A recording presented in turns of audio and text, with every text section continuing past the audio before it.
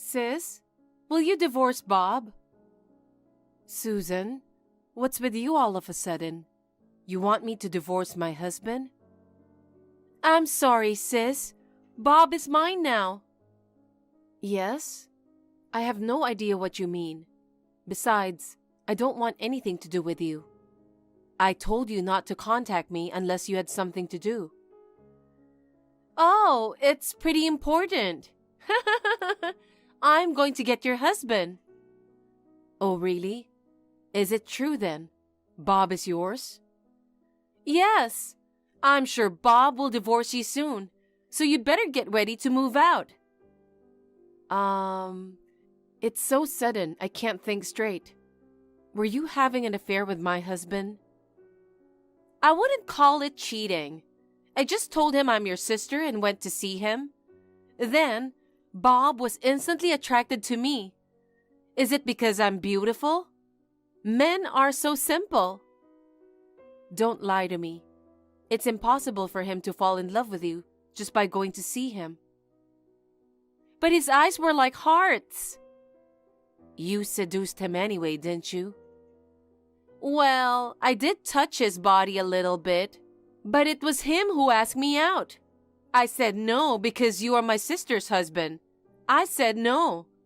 He said that you are the ideal woman for me. No matter what I said, it didn't matter. We became very close before we knew it. You are a piece of shit. How far do you have to go to trample on people's lives? What? Did I do something? Don't tell me you've forgotten. I was kicked out of my parents' house because of you. I didn't spend a single penny of your money. You claimed that I stole money from your wallet. My parents were furious because they believed only your story. I can't tell you how much it hurt me when my own parents called me a thief. You were a failure since you were a little girl. But unlike you, I was always a good girl. Of course our father and mother would believe me. It's not that you were a good girl. You were just acting like a good girl. Why did you lie about me stealing the money? Because you were in my way. I wanted to keep Mom and Dad to myself. You were well taken care of. But I still didn't like having you around. I laughed when you got kicked out. You insisted to the end that you didn't do it.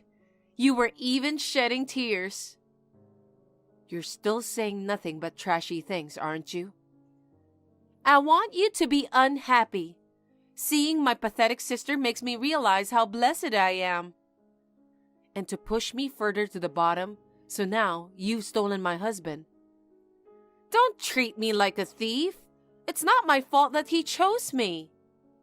You're still a bitch, aren't you? If you keep taking things from people like that, you're going to get hurt sooner or later. Let me tell you something. Even if I was the one who initiated it, the reason why Bob fell for me is because you're not attractive, are you? Huh?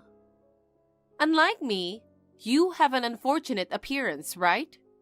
And you were too busy with work or something and you neglected to keep yourself attractive. You can't complain if he dumps you. It's not all my fault. How can you say that? You're totally lost me. I'm sorry. The house you're staying in now is for me and Bob. You loser, sister.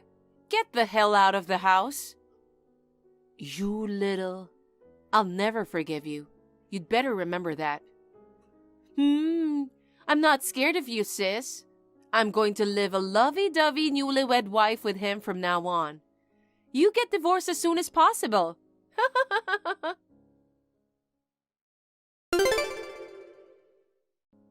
Hey there, sis. How are you? Have you gotten used to living alone? I'm getting along well with Bob. Bob tries to hold my hand when we sleep. He says he doesn't want to be away from me even for a moment. He loves me too much. Is that all you have to say? What? If you've only come to make fun of me, I'll leave you to it. No. I'm calling today because I have an important announcement. What? I heard you run a company. That's none of your business. I guess it's not. What do you mean? It's amazing, isn't it?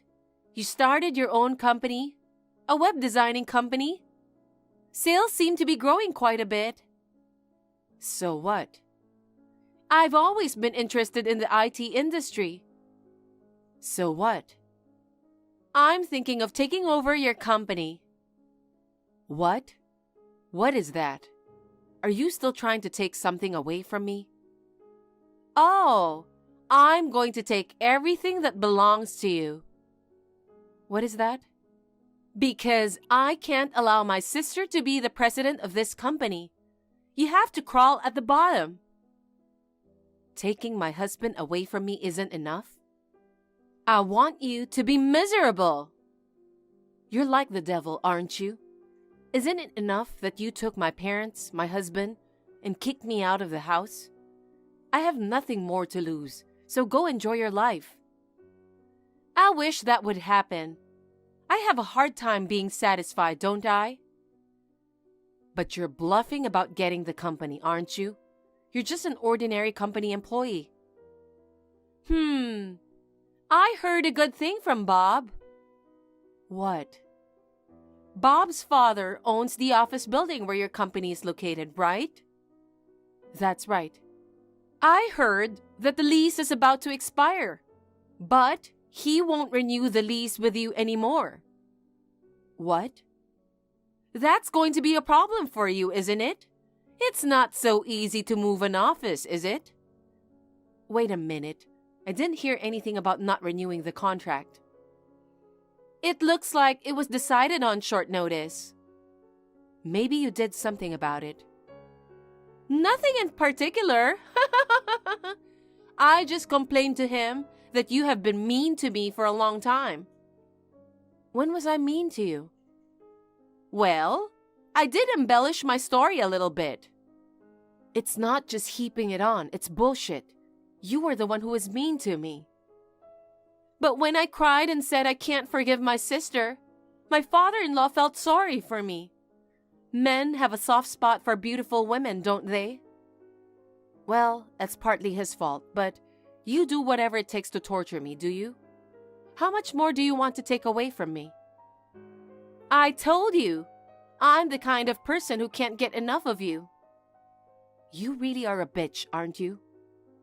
But I negotiated with him.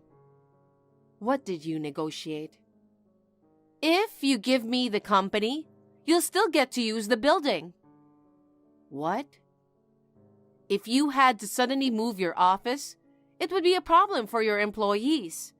But if I become the president, you don't have to relocate it.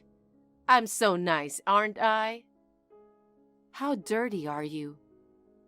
Sis, are you frustrated?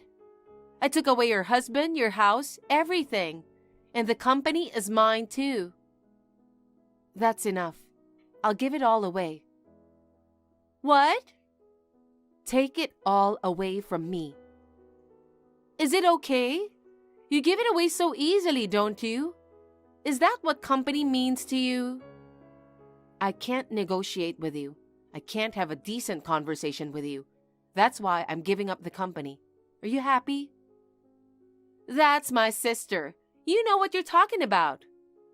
Now you have nothing to talk about, right? Nope. I'm quite satisfied. I'm sure you are. I'm stepping down after all the formalities. Oh my God! Are you out of your mind? I'm really going to get the company. It's funny that you're going from being the CEO to being unemployed. It's a fitting end for you, sis.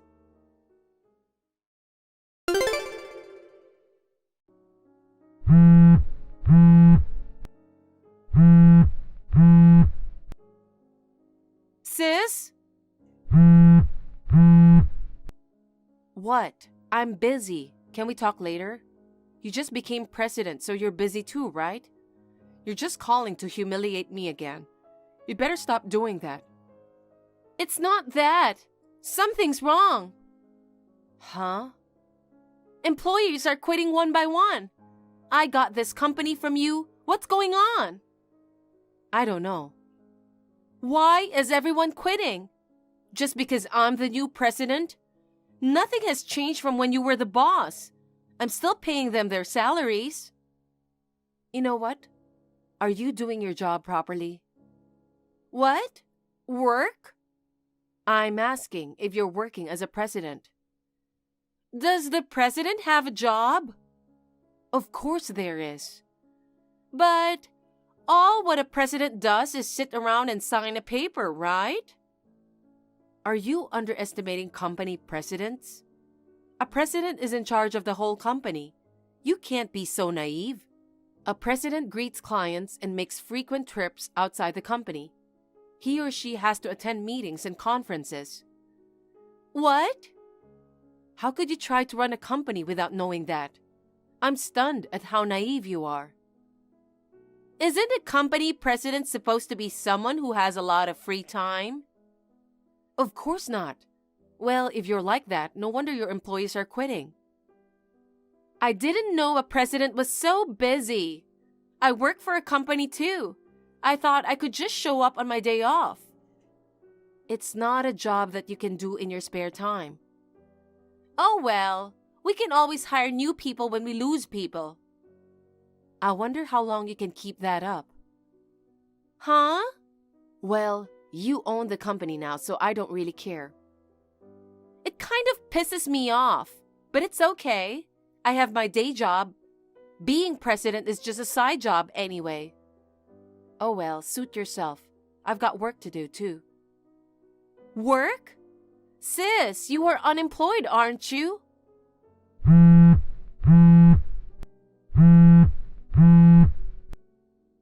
What? Did you get a job somewhere else already? It pisses me off.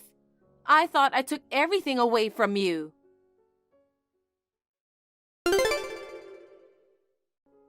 Sis, what am I going to do? I got fired from my day job.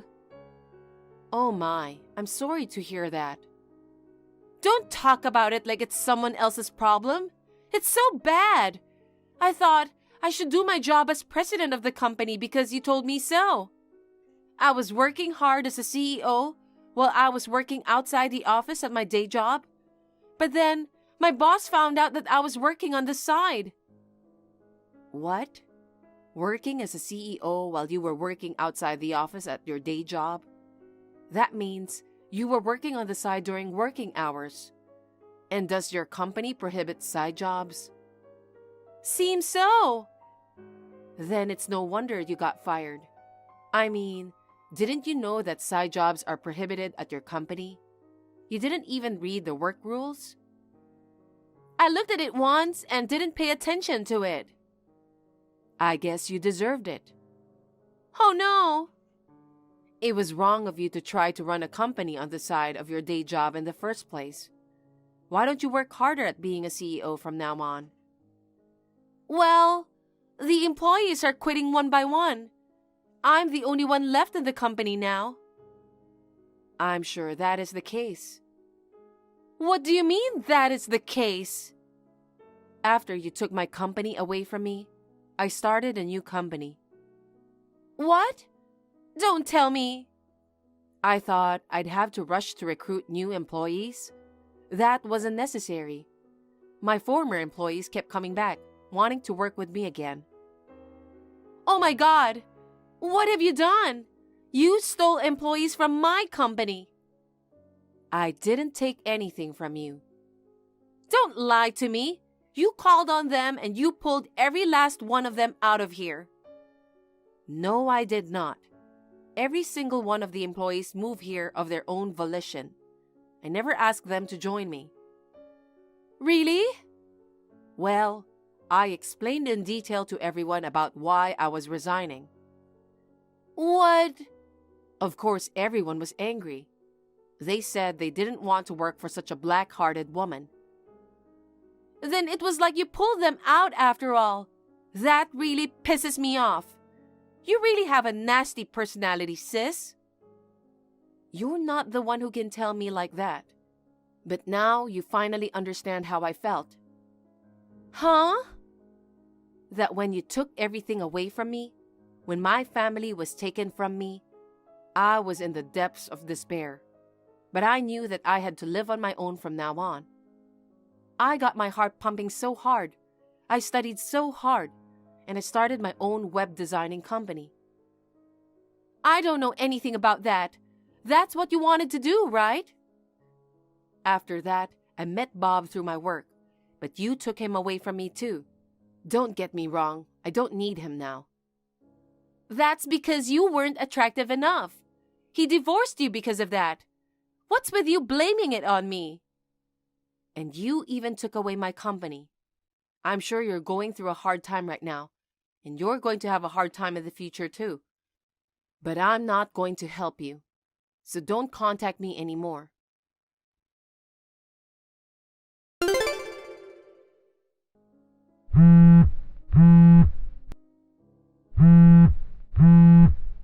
Sis, pick up the phone, please.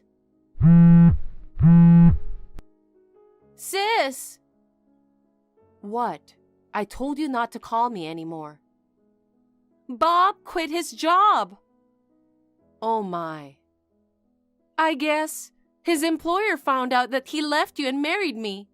His co-worker started giving him the cold shoulder. It made him uncomfortable to work there. He is mentally weak. I just got fired from my day job, and the company I took from you is going under. But we still have a mortgage on the house, so I thought I'd ask his father for a loan. But the truth is, he's in debt too. He can't afford to help us. What do you mean, You are cold, aren't you? I'm not interested in you. Please don't say that. Can you lend me some money? Why would I do that? Because you're my sister. Your sister is in trouble, so help me. You're the woman who stole my husband and kicked me out of the house. You're not my sister. I told you not to contact me. Don't be so cold. Please, help me. I won't even lend you a penny. Then hire me at your company. Huh? That's right. Why don't you hire me and Bob? I'll do anything, even chores. Are you kidding me? I don't care if the pay is low. Stop fooling around. We already have enough employees. I wouldn't want to hire you even for free. If we can't pay my mortgage, we will be evicted. Do something about it. I was kicked out of that house once for an unreasonable reason. I think you should feel the same way I did. Your sister could be homeless. I'd love that. That's terrible. Abandoning your family? I don't consider you family. Why should I help the woman who brought me down to the bottom in the first place? Find someone else. You're the only one I can ask. You have to help us. We've lived together as a family, haven't we? Huh? I don't understand. How can you say such a thing after taking everything from me? I won't help you. I don't want to talk to you, so I'm blocking you today. Wait! Please, I don't know what to do. You have to help me. Why don't you talk to Bob, the guy you stole?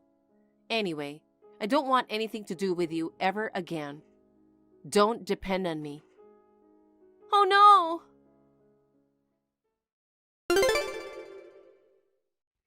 After that, my sister and her husband could no longer pay the mortgage on their house. They sold the house and moved into the house where her parents-in-law lived. Apparently, they planned to have her father-in-law support them. The office building owned by her father-in-law has been mostly vacant for some time now. The rental income seems to be decreasing. On the contrary, her parents-in-law told them to work and support them. However, the two of them have not been able to find a full-time job. Now they are working part-time from morning till night. I guess my sister thought she had me hit rock bottom. But in the end, she ended up being the one to suffer. As for me, the management of my newly established company is on track. I am busy but spending fulfilling days. I owe a lot to my employees, who have followed me to this point. I have nothing but gratitude for them. I will continue to do my best to make them happy.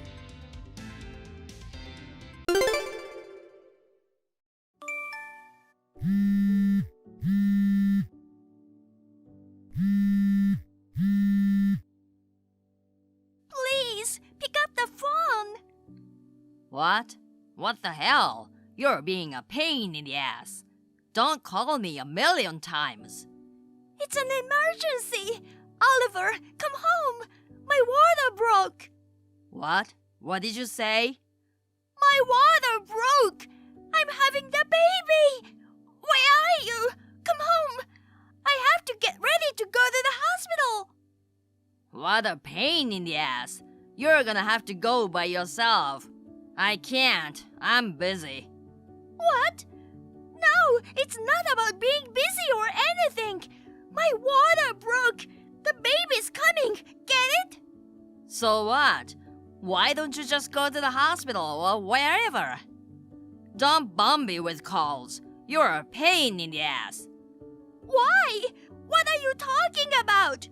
What are you thinking? You're going to have a baby? By busy, what do you mean? You've already finished work, haven't you? I don't know where you are, but come home soon. I can't. I'm at the airport. I'm going on a trip with Carla. I won't be back for 4 or 5 days. What?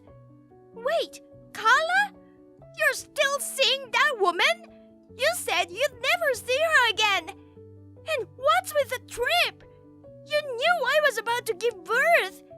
You told me you'd never cheat on me again. You promised. That was just a promise. You're an idiot for believing that. You know what? It's your fault.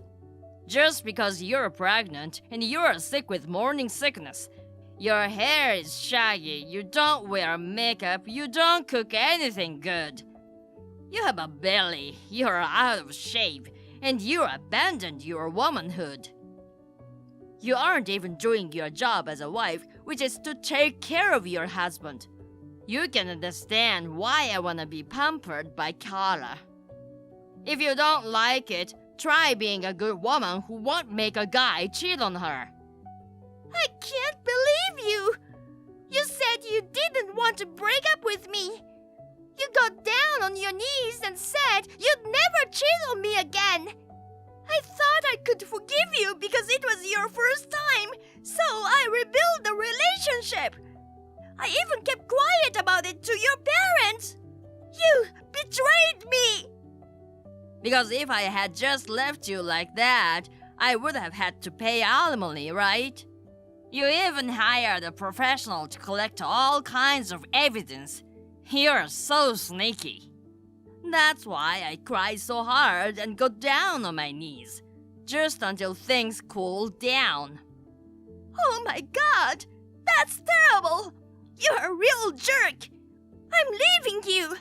I'm divorcing you this time! I still have proof of the last affair! I'll make you pay alimony! I'll never forgive you again! You're really out of your mind. That stuff is long gone.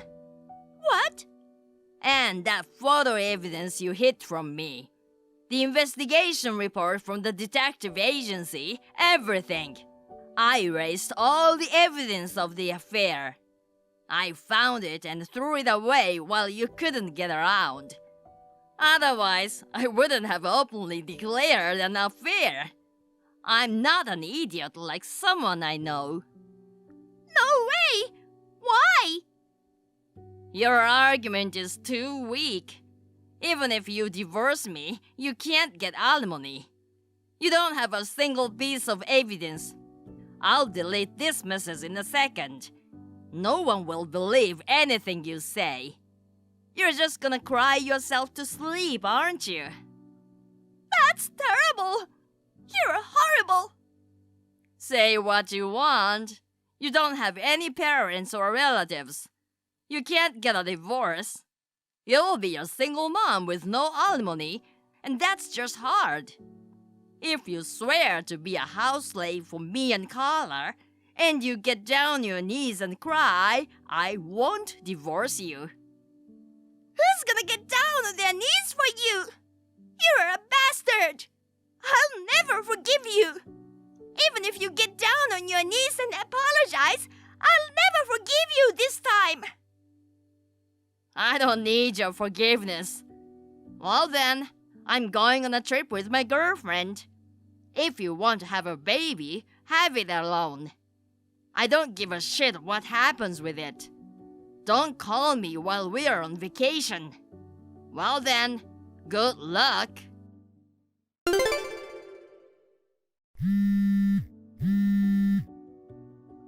Sis, I've been getting a lot of calls from you for quite a while now. Is something wrong? What do you mean, it's something wrong? What have you been doing? Why did you keep ignoring my calls until now? Oh, I'm sorry. I was on a business trip. It was an important trip. I just wanted to focus on work. I had to turn my phone off for a while. Business trip? How dare you? How can you leave your home with a pregnant wife in the last month of pregnancy? Aren't you worried about Eleanor? You're my brother, but you're a horrible person. I had to work. I had no choice. No need for excuses. It's already too late. What? What do you mean? The ceremony was over yesterday. The ceremony? What ceremony? You don't mean a funeral? Yes, I do. I sent you a bunch of messages. No, sorry. I haven't seen them yet. Oh, the funeral. You don't mean it's Eleanor's? Oh my god. You think it's because I've been away? And the baby too? Oh my god. I should have stayed home. I'm sorry, Eleanor and the baby are in heaven. How am I gonna live on my own now? What? What are you talking about? It was our mother who died. What? Our mother? Mom passed away. The funeral was yesterday. What? Why Mom? Not Eleanor and the baby? I thought Eleanor and the baby went to heaven. Huh? The baby was born safely 3 days ago in the middle of the night. Eleanor is a little tired, but she's fine too. No way. Seriously? Are they safe? Eleanor and the baby too? What the... Don't confuse me like that. What was that reaction? It's as if you're disappointed that they're okay. No way. There's no way that's true. Don't be weird, sis. I'm glad they're okay. But I can't believe Mom died all of a sudden. I'm shocked and confused. Mom, she was frail, but she wasn't sick, and she's been fine lately, hasn't she? How did it happen? You hypocrite! Whose fault do you think it is? You are the disappointment as a child. Huh? Why am I the one who's getting yelled at? You know, Mother died because she found out about your infidelity. What? 3 nights ago, Mom called Eleanor. She wanted to visit her, but Eleanor didn't answer the phone, so she asked me to check on her because she was worried about her. So I went to see her in the middle of the night and found her at the front door in labor. I rushed her to the hospital. In the delivery room, she talked about your past affairs and how you left her when her water broke and went on a trip with your girlfriend. When Mom heard about it, she collapsed. She was in shock and she just... Mom had always been frail. She was in the hospital, so they were able to treat her right away, but they couldn't save her in time. That's how shocked she must have been to hear that her own son was a cheating bastard. No, what? Wait a minute. Why are you talking about me cheating on her? Where's the proof that I cheated on her? I didn't cheat on her. Eleanor is lying. She's jealous because I'm busy on a business trip. I bet she lied to get attention. That's enough. I've got tons of evidence. Photos and reports Eleanor collected in the past. Eleanor showed them to me too. You can't get away with it. You're lying. I'm sure I threw everything away. You've always been out of touch. Eleanor made sure to back up everything. She hid them in a place you'd never look. And the outburst you texted this time, and your declaration that you're going on a trip with your girlfriend, it was all captured in screenshots. Looks like Eleanor was one step ahead of you. You can't be serious. You already saw everything? I saw it, and so did Dad, who came over later. Dad and I are both furious. I can't forgive you for my mother dying of shock because of you. And I can't forgive you for taking such a nice girl as your wife and then playing around with another woman. And you left Eleanor when her water broke and went on a trip to cheat on her. You're the kind of person who thinks that if Eleanor died because of that, you'd hook up with your lover. That's why you were so happy when you thought that Eleanor and the child died, right? Shame on you, you bastard! No, it wasn't. It's not my fault. It's all her fault. She made excuses for the pregnancy. She stopped doing her chores, stopped wearing makeup. She stopped being a woman. And when I went to get a girlfriend for comfort, she made a big fuss about cheating, divorce, alimony, and so on. I'm the one who has to live with someone who stopped being a woman. It's her fault for not trying to be more feminine. If it's alimony, I'm the one who wants it. You'd understand, wouldn't you, sis? You'll take my side, won't you?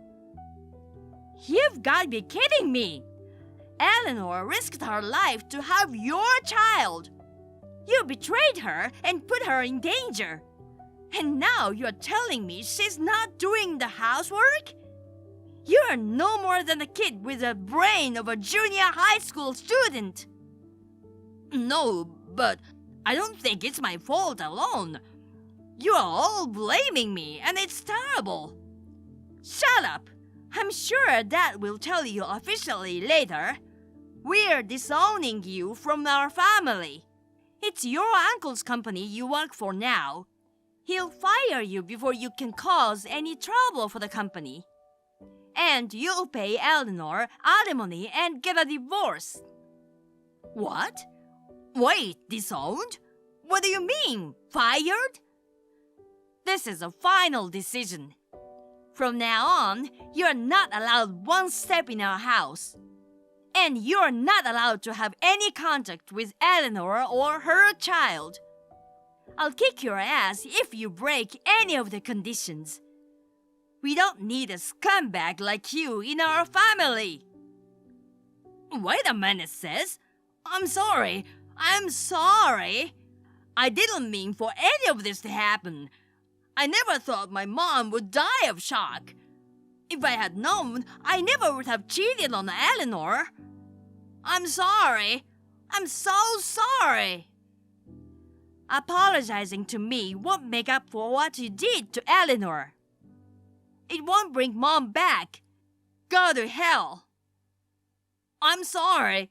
Please forgive me. No way. I'll never forgive you. Oliver and Carla were then apprehended by Violet and her relatives. They were dragged out in front of her relatives, and he was disowned by his father. Next, he was made to pay alimony for the affair in one lump sum and promised to divorce me. Finally, Oliver's uncle fired him. Instantly, they were both kicked out with nothing but their clothes on their back. Oliver became unemployed and penniless, and after a big fight with Carla, they broke up. Once he sent me a video of himself crying and apologizing and tried to get back together with me.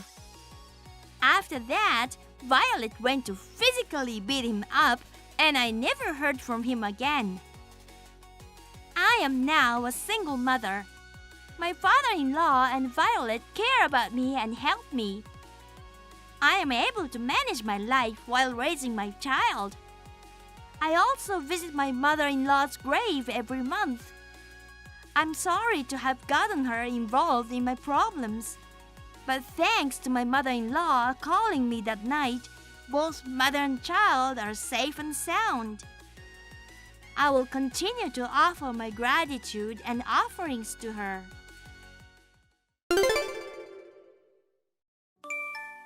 Agnes, you lied to me. I didn't think you were that kind of person. I guess I didn't see that. What's the sudden commotion? I don't understand. What do you mean I lied to you? Don't play dumb. I'm talking about living expenses. I've always thought that $1,000 a month was a lot. I asked my coworkers about it, and they said some is definitely being pocketed. I know you're spending my hard-earned money on luxuries. I'm not gonna let you do that anymore. I'm sorry, I'm missing the point. Where did you get that idea? I'm not pocketing anything.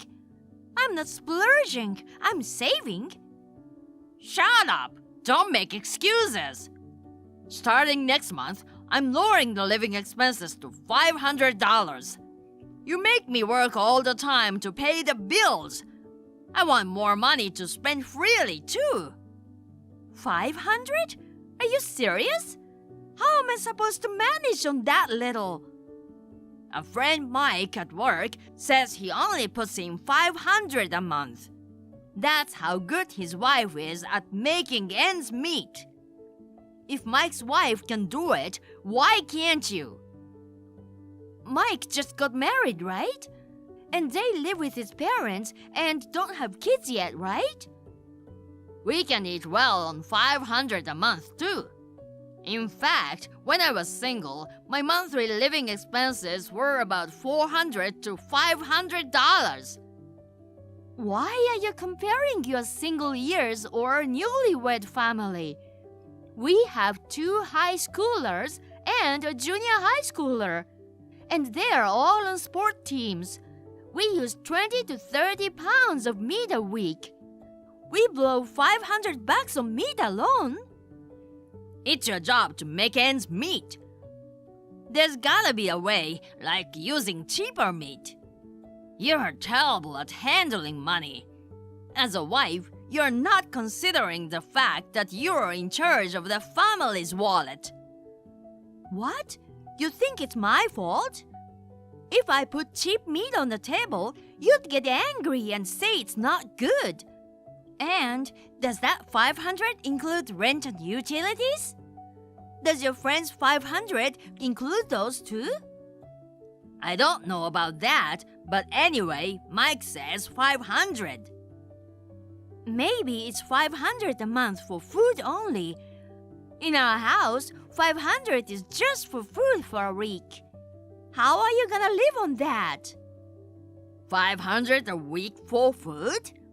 Come on, that's spending too much. You should save more. You're a woman. I'm still trying to save money by going to sales and stuff. I don't care if you're a man or a woman.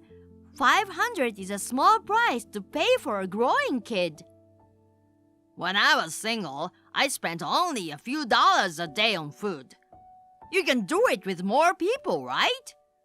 You know what? I don't want you to skimp on meals. I want you to prepare 3 healthy meals a day, just like you've always done. You can work it out by going to cheaper supermarkets. You need to know that what you're saying is crazy. It's impossible to cut costs on food without changing the meal. I mean, do you really think you can eat 3 solid meals a day for a few dollars? When you were single, your diet consisted of macaroni and cheese, right? A few dollars for 3 meals a day with a main dish, several side dishes, and salad. What about the cost of living? Besides food, you have utilities, a mortgage, and taxes. And you have to pay for the children's school materials and clothes too, you know? Even so, $1,000 is still a lot. I'm the only one losing money. I'm tired of wasting my hard-earned money. I won't pay more than $500 next time. You say you're the only one, but I'm paying the same amount. And when it's not enough, I pay extra. I work, I pay the bills, I do the housework, I take care of the kids. All you do is go to work. If anything, I'm the one who has the hardest time. Don't act like you're a big shot. Housework is easy. Anyone can cook and clean. You're a superb wife if you can do your job and housework perfectly and save money. If you're gonna go that far, why don't you try it yourself? Try to save $500 for the next month. A month? I'm gonna cook dinner? From shopping to cooking, you have to come up with a different menu every day. 3 meals a day, including lunches for the kids. I'm not heartless either, so $500 for food alone. If you try hard and go to supermarkets that are even a penny cheaper, can you really cook the same amount of food as before, even with $500 a month? Try it yourself and you'll see. But I have a job. It's impossible. Oh, I'm working while I'll do it. Don't tell me you can't do it. You said anyone can do it, right? All right, I'll do it. $500, and not just for food, but for utilities and everything. If I can do it, I'll only pay $500 the next time. Deal? Okay, deal. If you can do it. After that, I gave Sean $500 for food for a month and left him in charge of the meals. He was very enthusiastic at first, but there was no way he could feed 5 people with $500. The meals gradually became more and more skimpy, and the children complained about it. Within a week, he apologized to me, understanding how much money we usually save. I carefully explained our family's expenses in the family budget book and made him understand that $1,000 was reasonable. Sean apologized profusely to me and started to help me with household chores little by little. You have a sister complex. Huh? You told your sister a lot about me, didn't you? No, I didn't. Don't lie. You have a sister complex, telling everything to your sister. That's not true. Why are you talking about my sister all of a sudden? She just came to my house. She said she was coming over today to celebrate your pregnancy. She's already here? If you knew, then stay home. I heard she was coming this afternoon. Is she still there? She said she suddenly had to run some errands from noon, so she went home already. Oh, I wanted to see her too. I haven't seen her since our wedding. You've been abroad all this time, haven't you? I got some chocolates with English writing on them as a gift. That's right. She got transferred to Japan and couldn't come back as often. Anyway, how did your sister-in-law know that I injured my arm in an accident while driving? I don't know. The only thing I can think of is that you told her. I asked you not to tell anyone because I was embarrassed. I told you. I don't know. I didn't even tell my parents. But then, when we met, she suddenly says, "Is your arm okay? Be careful driving." What was that about? Oh, maybe she saw the scar? What? I'm all healed up now. I can't even see your scar. That's not what I meant. Did she say anything else? She said you used to have a parrot. Looks like it passed away though. Oh, really? She's talking about Sakura, who we had until last month, isn't she?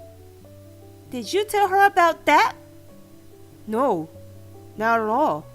I didn't think she will know that much. What do you mean? Your sister is creepy. She's had this weird power since she was little.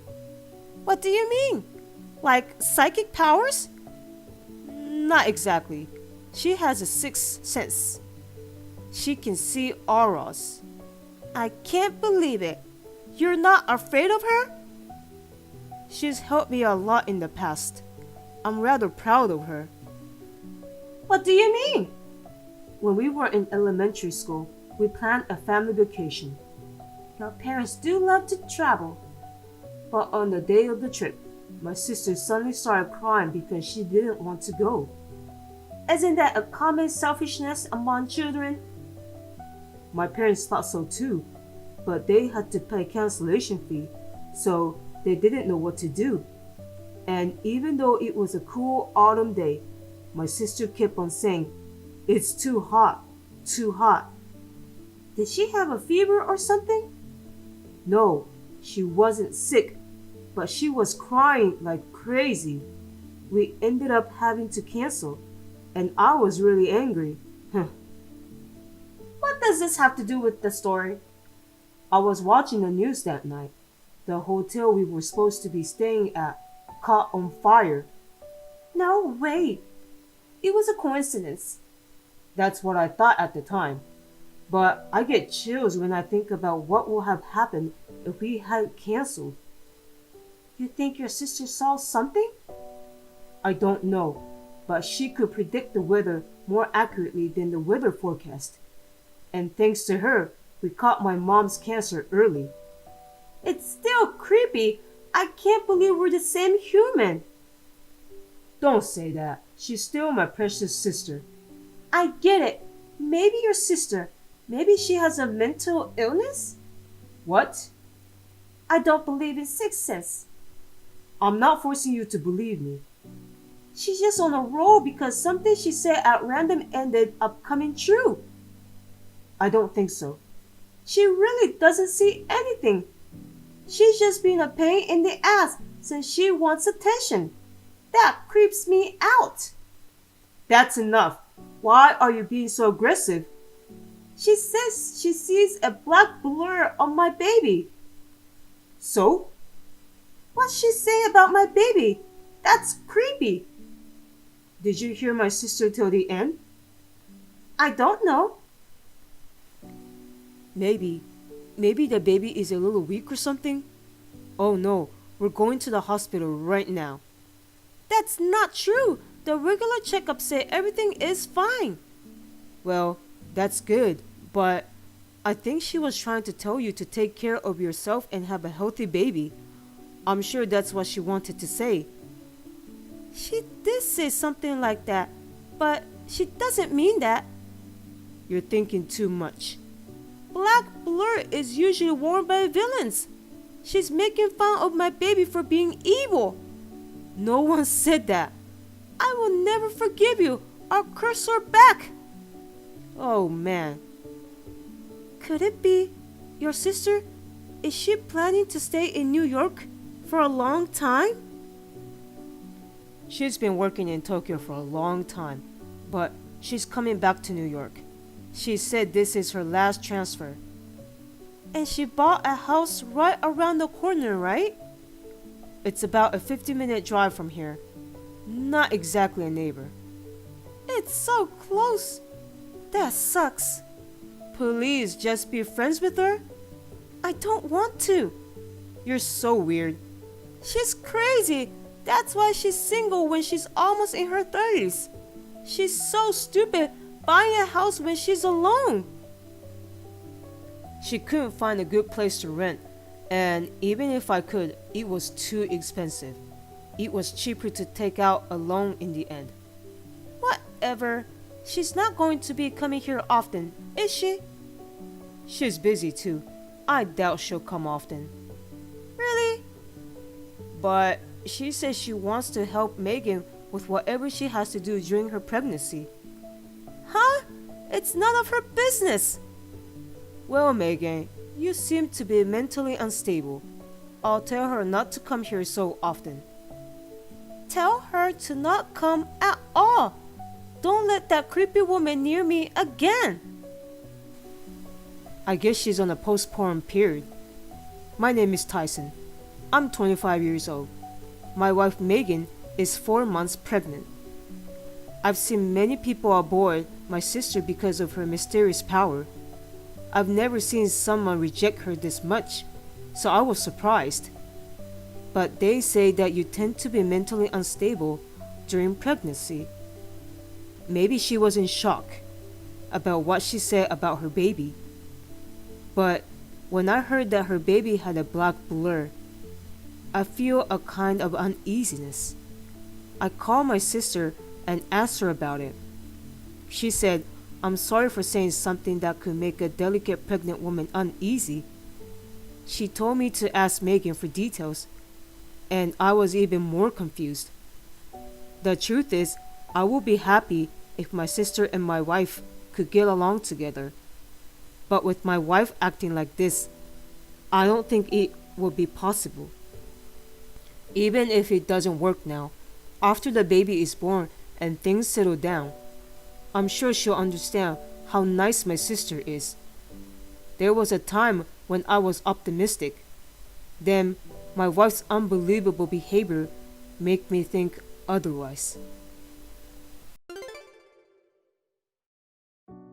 You're at your sister's house right now, aren't you? What? How did you know I was here?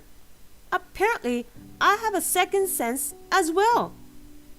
Stop joking around and saying things I don't understand. Just answer me properly. I just kind of did. I mean, why are you there? I got an SOS call from my sister, so I ran over. The house is in trouble. Oh, how? It's a mess. I wonder if it was robbed. I don't think they took anything, Megan. Do you know anything? Me? Why would I know about anything? Did you go to my sister's house by any chance? I don't have the ability to climb through walls.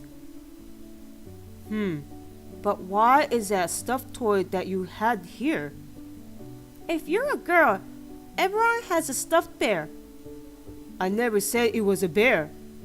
Oh, really? Crap. There's a camera on the stuffed bear.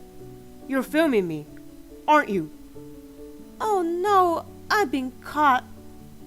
I don't see any broken windows. How did you get inside the house? That's easy. Tyson, you have the key to your sister's house. Yeah, I'm far away from my parents. I keep the spare in case something happens. Wait. That's right. I just borrowed it. But I didn't tell you the address. It was saved on your address book on your phone. I knew right away. You looked at my phone without permission? It's your fault for not locking up your phone. So you're responsible for the mess at the house? What are you talking about? Paint on the door. You wrote, "Get the hell out of here." Wow, amazing. I can't believe it says exactly what I was thinking. Is this some kind of psychic power? Stop playing around. They wrote creepy and crazy all over the house too. But you write your own name on your nameplate, right? Of course you do. Then why doesn't she write "crazy girl" on her door? It's normal, right? What the hell is wrong with you? You've been acting weird. There's a lot of sand and empty plastic bottles lying around the house. What the hell? Oh, that.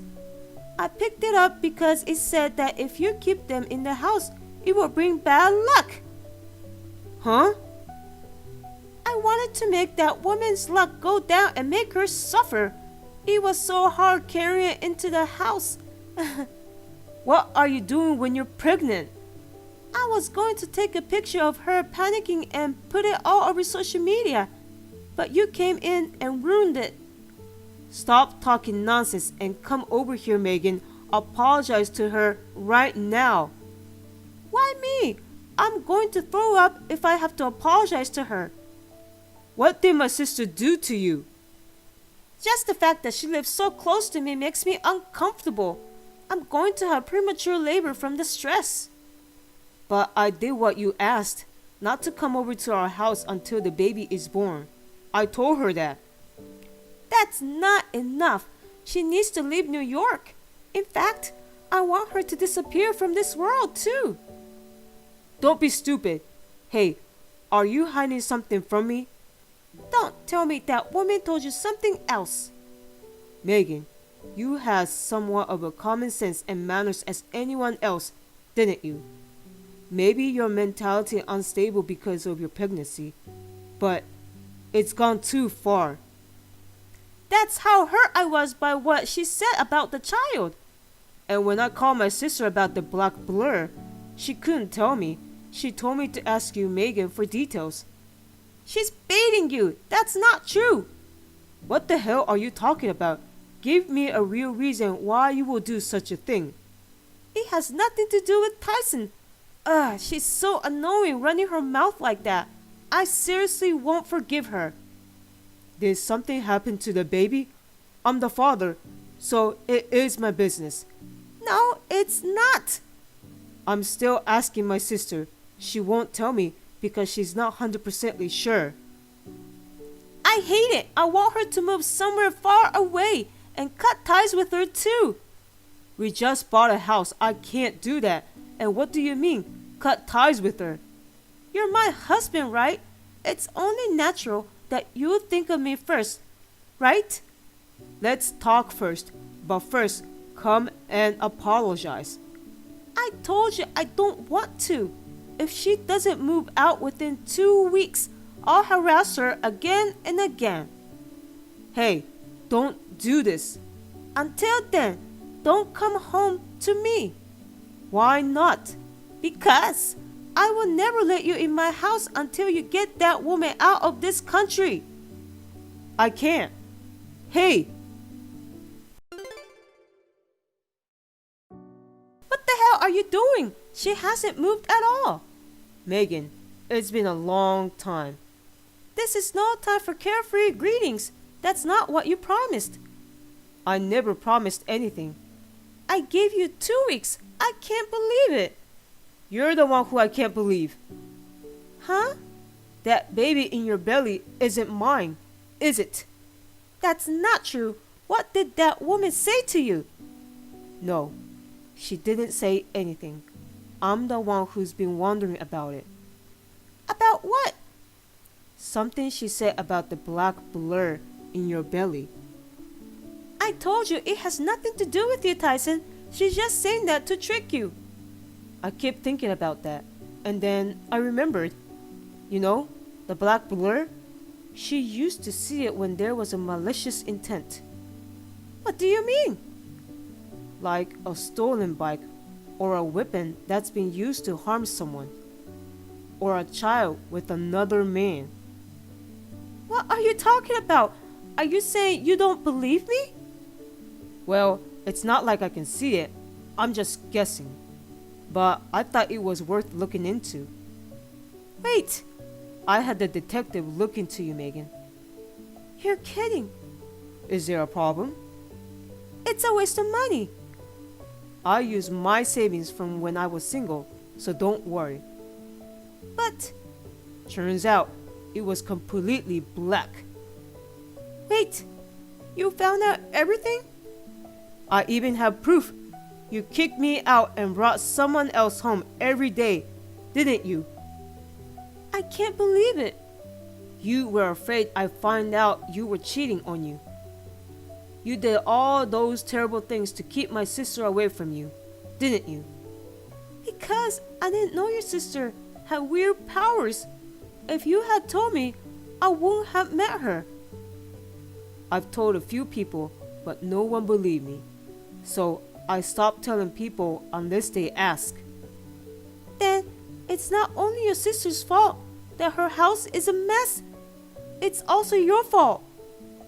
You're not sorry at all. Why did you have an affair? It was just for fun.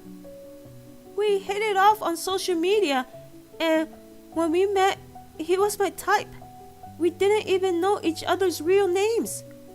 How could you do that without knowing his name? You're quite active during your pregnancy. But the baby I'm carrying is yours. What? There's a black blur on your baby, and you're actually cheating on me. You have some nerve saying that. That's just something she said at random, and it just happened to be right. She's definitely wrong this time. There's no such thing as magical powers. What proof do you have? You remember the other night when we got excited? That baby was from that night. Ah, that one. Normally, you don't do it at all. But that one night, you were so aggressive. Sometimes even girls turn into wolves. You were just trying to make me think that it was my baby, right? No, I didn't. How do you not even know your own baby? Then get a DNA test. What? We can do a prenatal DNA test. And if I'm the father, I'll admit it. That's kind of scary. It's just a blood sample. It's easy on you and the baby. And I'll pay for it. But you can't do it because I'll find out, right? No, I'm not. You don't have to do that. You can trust me. How can I trust someone who's cheating on me? And also, my sister told me later. Did she say something else? She said she felt off about your arm that was hurt in the accident in the parrot. You didn't really believe her, did you? I checked the car's DVR at the time of the accident. And? Nothing happened, right? You seem pretty relaxed.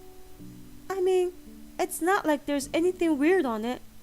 I mean, it only recorded 2 hours of data to begin with. You can't see that far back in time. You idiot. It's set to the record events. What's that? It only records when there's an impact to the car. You're kidding me. You haven't been in an accident since. There was a perfect shot of you and your cheating boyfriend in the car. That's why you were so guilty and told me not to tell anyone. Oh no. When I gave him a ride, I tried not to get caught. So I drove by myself for 2 hours, but it was all for nothing. When you crashed, the cheating boyfriend ran away in a hurry. Didn't even know it was all being recorded. Huh. Everything is ruined because of that woman. That's why I hate her. Huh? You got what you deserved. Oh my God, I hate her. I should have harassed her even more if it was going to turn out like this. I should have ran her over with your car. That's enough. If you do that, I won't forgive you. You're not going to forgive me anyway, are you? Then it's not the same. Don't be stupid.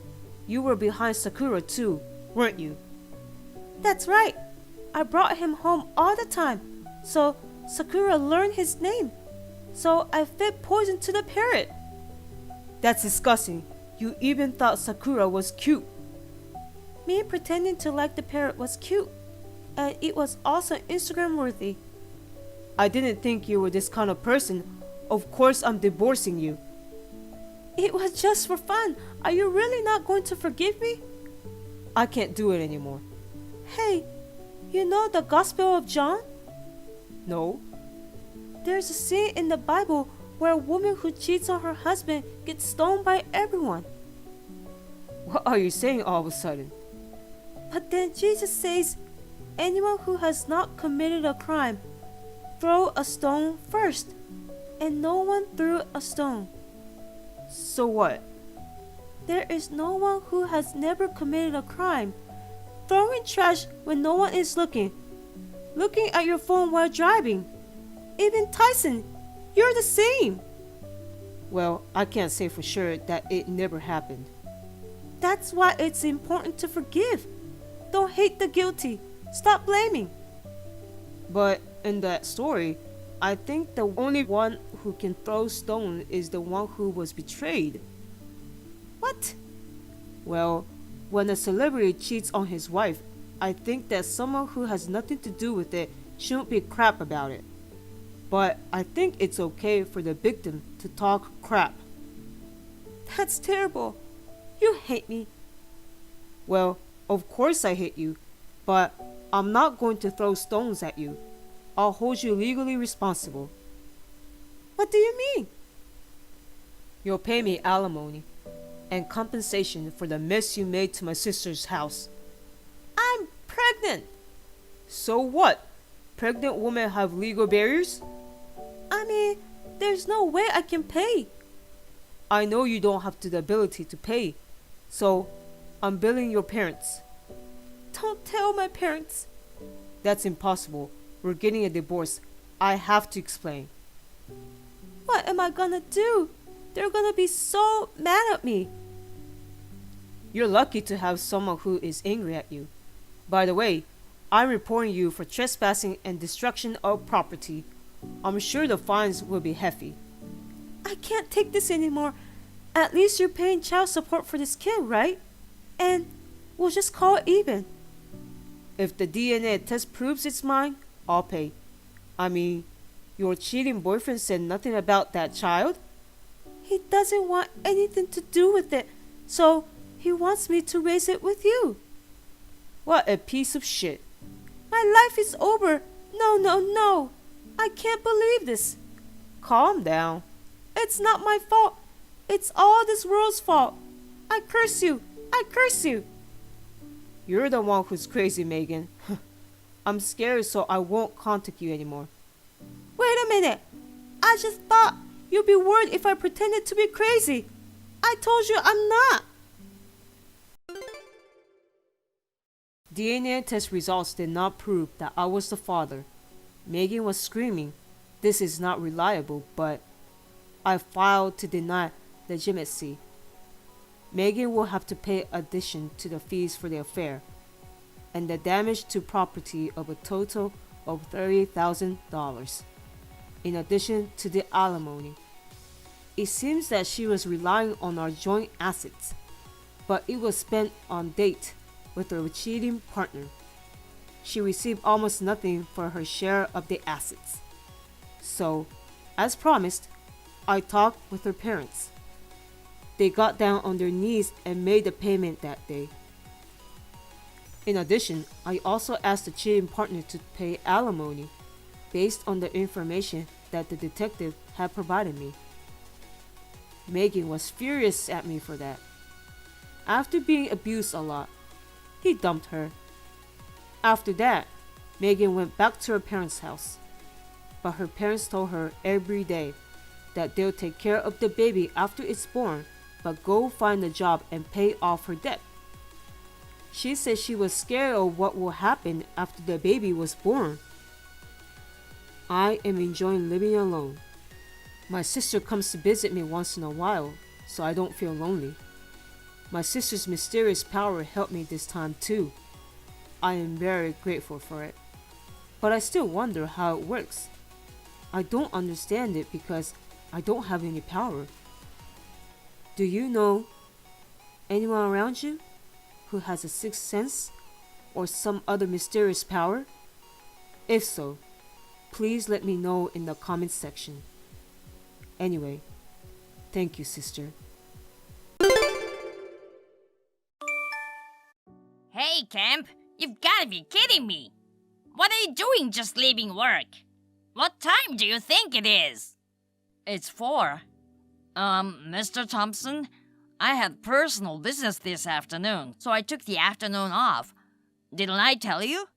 I don't give a shit about that. Come back now. I assigned you a job. Do 001 to 004 in the corporate cloud folder today. Even if you have to work overtime, get it done today. Oh, I can't. What? I'm on a plane right now. What? Plane? I'm going to Dallas for a relative's wedding. What the hell is that? I've got some documents I have to deliver to a client by tomorrow. A wedding? Don't take me for a fool. Work comes first. That's a document you're sending to Drake Corporation, isn't it? So what? I'm not in charge of it, and it's too close to the deadline for you to tell me what the job is. In other words, you're pushing your work on me again, aren't you? Hey! Please do your own work. You're new here, but you're talking back to a senior employee. Do you even know your own position? Thompson, you should take a good look at the situation you're in. You need the documents by tomorrow, right? Wouldn't it be better to make a little progress on the paperwork instead of having this exchange? So you do it! Since I'm taking tomorrow off as well, it'd be faster if you did it yourself. I'll be arriving in Dallas soon, so if you'll excuse me now. Hey, Kemp! You've got to be kidding me! You've got some nerve talking back to me! I'm the son of a connected boss who runs this area. If you don't listen to me, my father won't like it.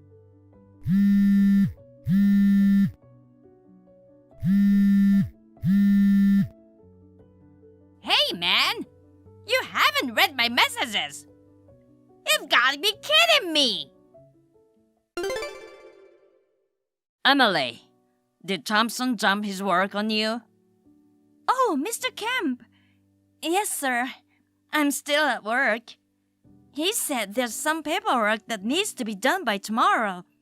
It looks like I'll have to work overtime again today. I see. Damn that guy. He's only been with the company 3 months longer than us, but he's got that attitude.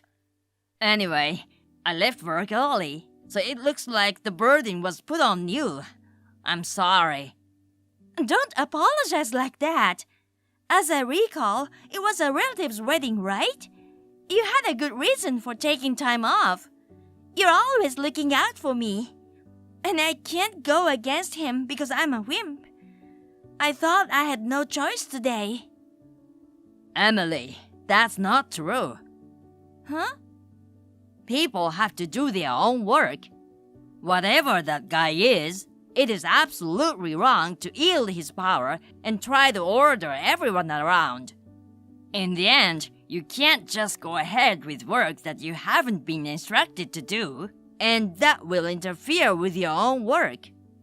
This is also gonna cause problems for the section chief and manager who are in charge of assigning work and managing the progress of the entire department, right?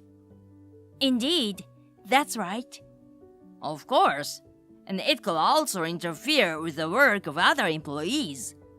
In fact, aren't you stopping your own work right now to do Thompson's work? Well, yes.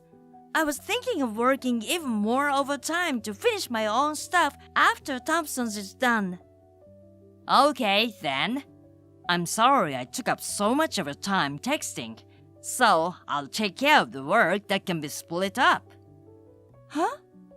Actually, I brought a computer that I'm allowed to take out of the office. Of course, I've got permission from the top to do everything I need to do, so don't worry. Oh, Mr. Kemp, thank you. It's the one in the cloud, in the corporate folder, right? Yes. Please do the paperwork for the folder labeled 003. Yes, ma'am. Oh, yeah, we are the only 2 people. Let's stop with the formalities. But you're 2 years older than me. That's okay. Okay, I get it. It's a little weird, but from now on, I'll keep it casual. Okay. Well, good luck with your work. Thank you, Mr. Kemp. I'm on it. Thank you, Mr. Kemp. Thanks to you, I'm done ahead of schedule. No problem. It's nothing at all. But Emily, if you're unfairly assigned an unscheduled task, you have to do something about it, okay? The reason is, as I said before. Uh-huh. I know that, but after all, if someone says that they're the son connected to boss, I have no way to know if it's true or not. But if it is true, it scares me. I heard Thompson has a tattoo on his arm. I heard a guy say he proudly showed it to him in the locker room. And it was a very flashy tattoo. Well, I understand how you feel. It seemed that the other people in the office reacted the same way you did, and they were afraid to stand up to him. But we are almost there. Huh? Everything's gonna change.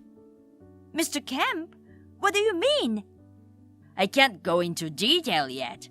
Just give me a few more days.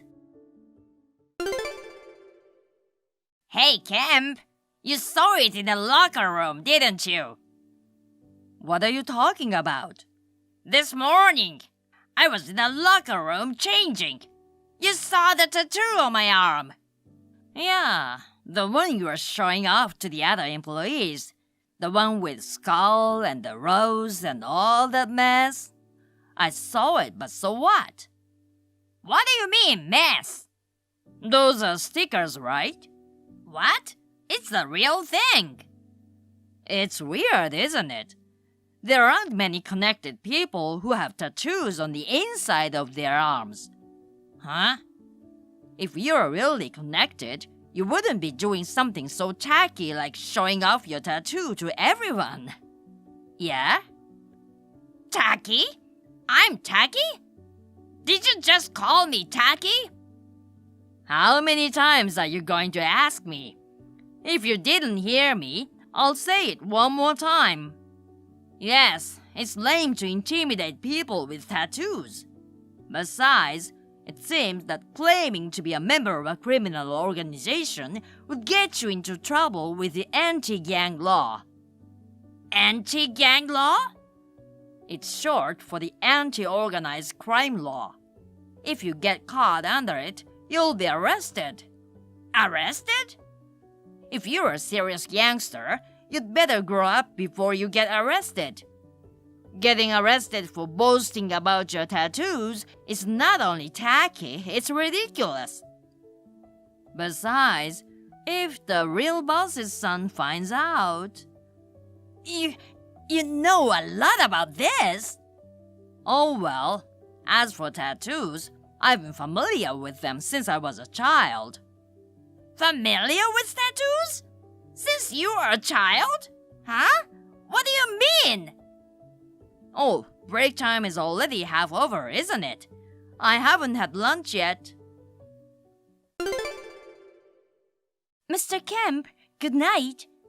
Can I ask you something? Good work today, Emily. Yes?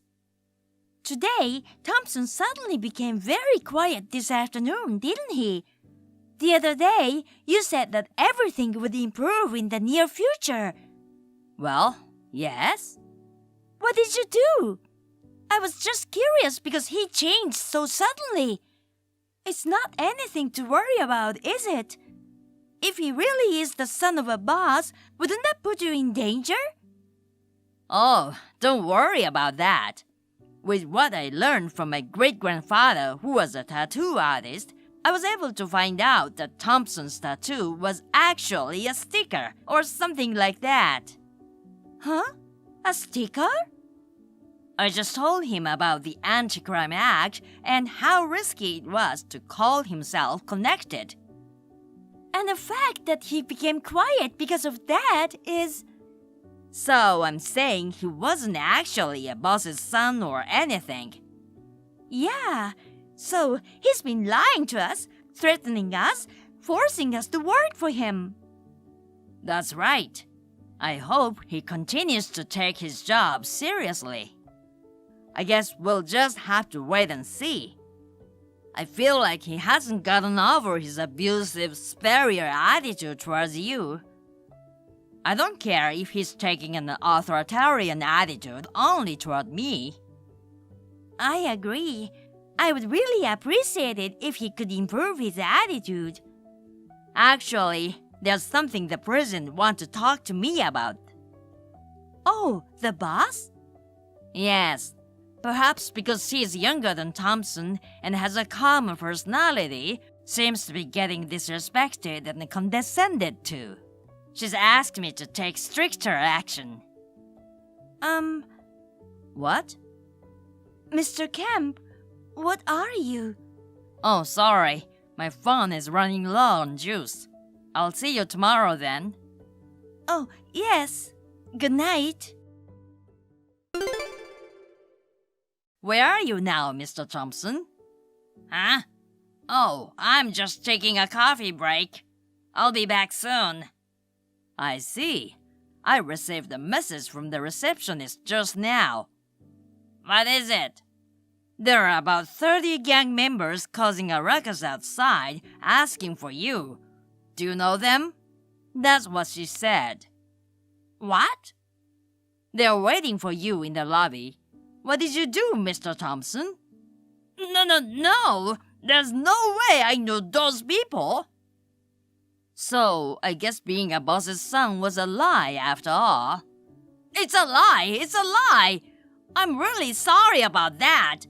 Can you use your influence to get those guys to leave, Mr. Kemp? My influence? You're the one who knows about this, aren't you? You know a lot about tattoos. You can handle 30 gangsters, can't you? What? I'm just a regular guy. Oh no! They're asking for you, so it's only natural that you should handle it. Please hurry up. They're waiting for you. I'm sorry. I'm actually in the bathroom, not the break room.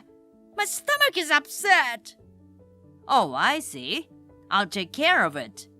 Please. Oh, I just shit my pants. Hey, Kemp! Mr. Kemp! Help! What's going on? It was the Graves! Oh, you mean those 30 people I mentioned earlier? They all showed up at once in suits, and the receptionist thought they were thugs. Of the 30, 27 were employees of the Graves group who used our multi-purpose room for training. The remaining 3 had some business with you. I asked Emily, who was with me, to take them to the company restroom. I was caught on the way to that restroom! I see. I'm glad your timing was so good because we had to make them wait. That's not good timing! Help me! Help with what? Don't play dumb with me! I'm being held by the Graves gang! The Graves group is also known as the Juvenile Delinquent Rehabilitation Facility. What are you talking about? They're just a normal civil engineering company. They're our business partner, so don't be rude. Besides, I'm sure you are not caught, but rather picked up, aren't you? A pickup? Didn't the president tell you? Thompson, you've been dismissed from our company as of today. What? I thought it was just a joke. Because there's no way she could fire me so suddenly. There's no way that young president could do such a thing. Oh, come to think of it, Thompson, you looked down on the younger president, didn't you? Huh? Just because you couldn't force me a new hire and Emily to do your job anymore, I can't believe you tried to force the president to do your job.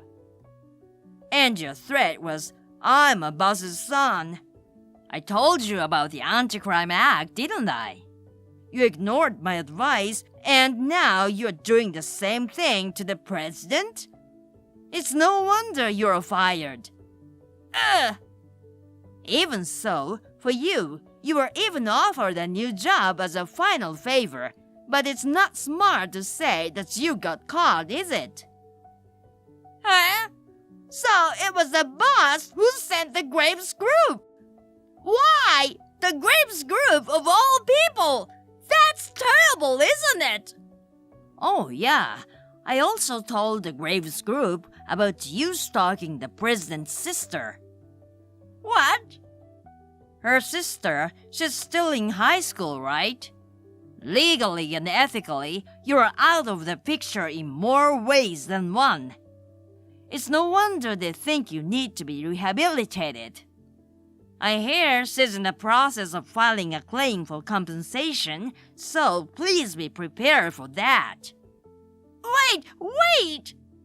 No, it's not my place to tell you anymore. Wait a minute! Excuse me. Oh,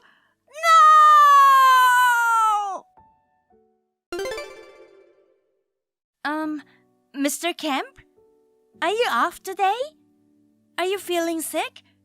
Are you tired from all the things that have happened in the last few days? I heard you had your hands full with Thompson. Oh, sorry. I'm sure the president will have something to say at the meeting first thing this afternoon. I'm back at the Graves group.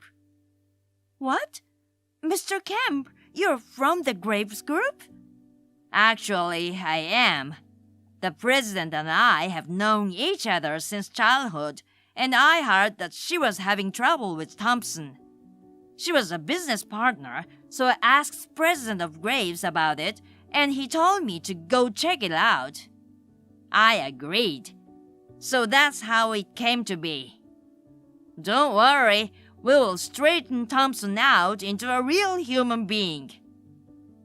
Wow, I didn't realize that. Thank you for your help, even if it was only for a short time. Oh no, I'm the one who should thank you. But, I think I'm gonna miss you. What? Do you have a girlfriend? No, I don't. Then, may I ask you out to dinner sometime? I'd like to get to know you personally. Huh? What?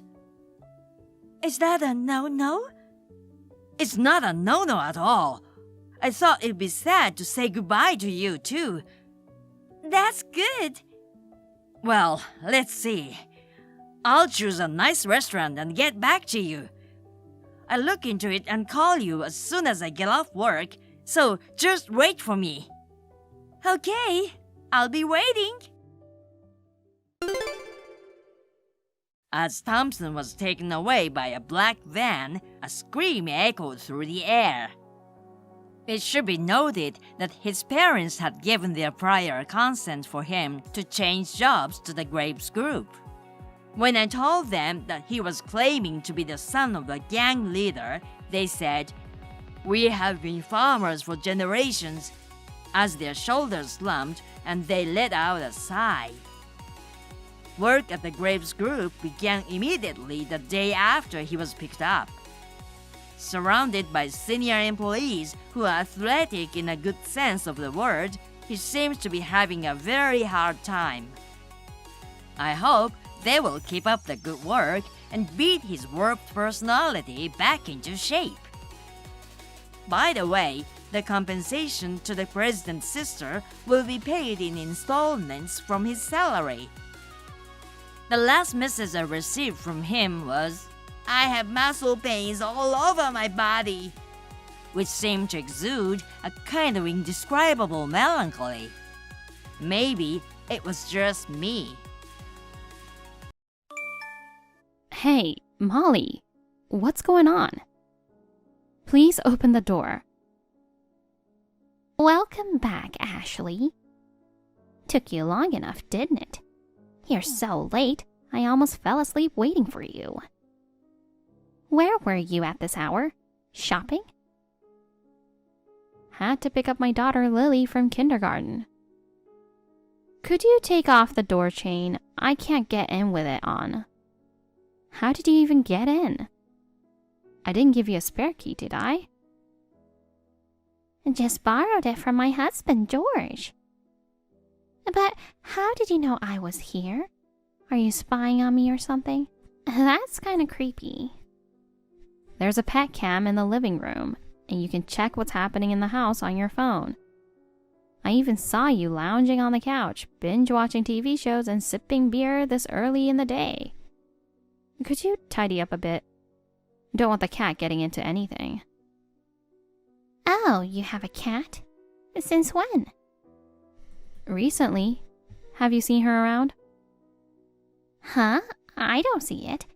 I didn't notice one since I got here. So, you have a cat. No wonder it smells. I don't like it. It stinks. You're not a fan of cats, huh, Molly? Not a fan? I absolutely despise them. I'm supposed to live here from now on, and it's going to be a problem if I have to deal with this. Huh? You want to live here? What are you talking about? I mentioned it earlier. I'm moving in here. I'm going to be living with you. Tim will be thrilled. Wait, living together? I've never heard anything about this before. I don't need your permission for everything, do I? You're my daughter-in-law, so you should listen to your mother-in-law. Just do as I say and stop arguing. But there's no available space in the house. This place is meant for a small family, so there's no extra room to spare. Your kid is small, so you can figure out sharing a room somehow. Actually, one of the rooms is being used as a storage space. Have you even looked around the house? Of course I have. This is my home from now on. By the way, Molly, what got you thinking like that? Huh? You're always singing Jack's praises, but you never seem to pay attention to Tim, your second son. Oh? That's not true.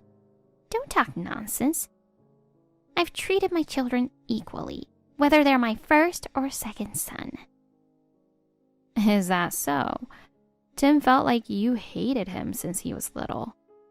No matter what he did, you never praised him, and you didn't even celebrate his birthday. How can that be? Tim is my son, my dearest precious son. Uh-huh. I'm sure he'll agree to live with me.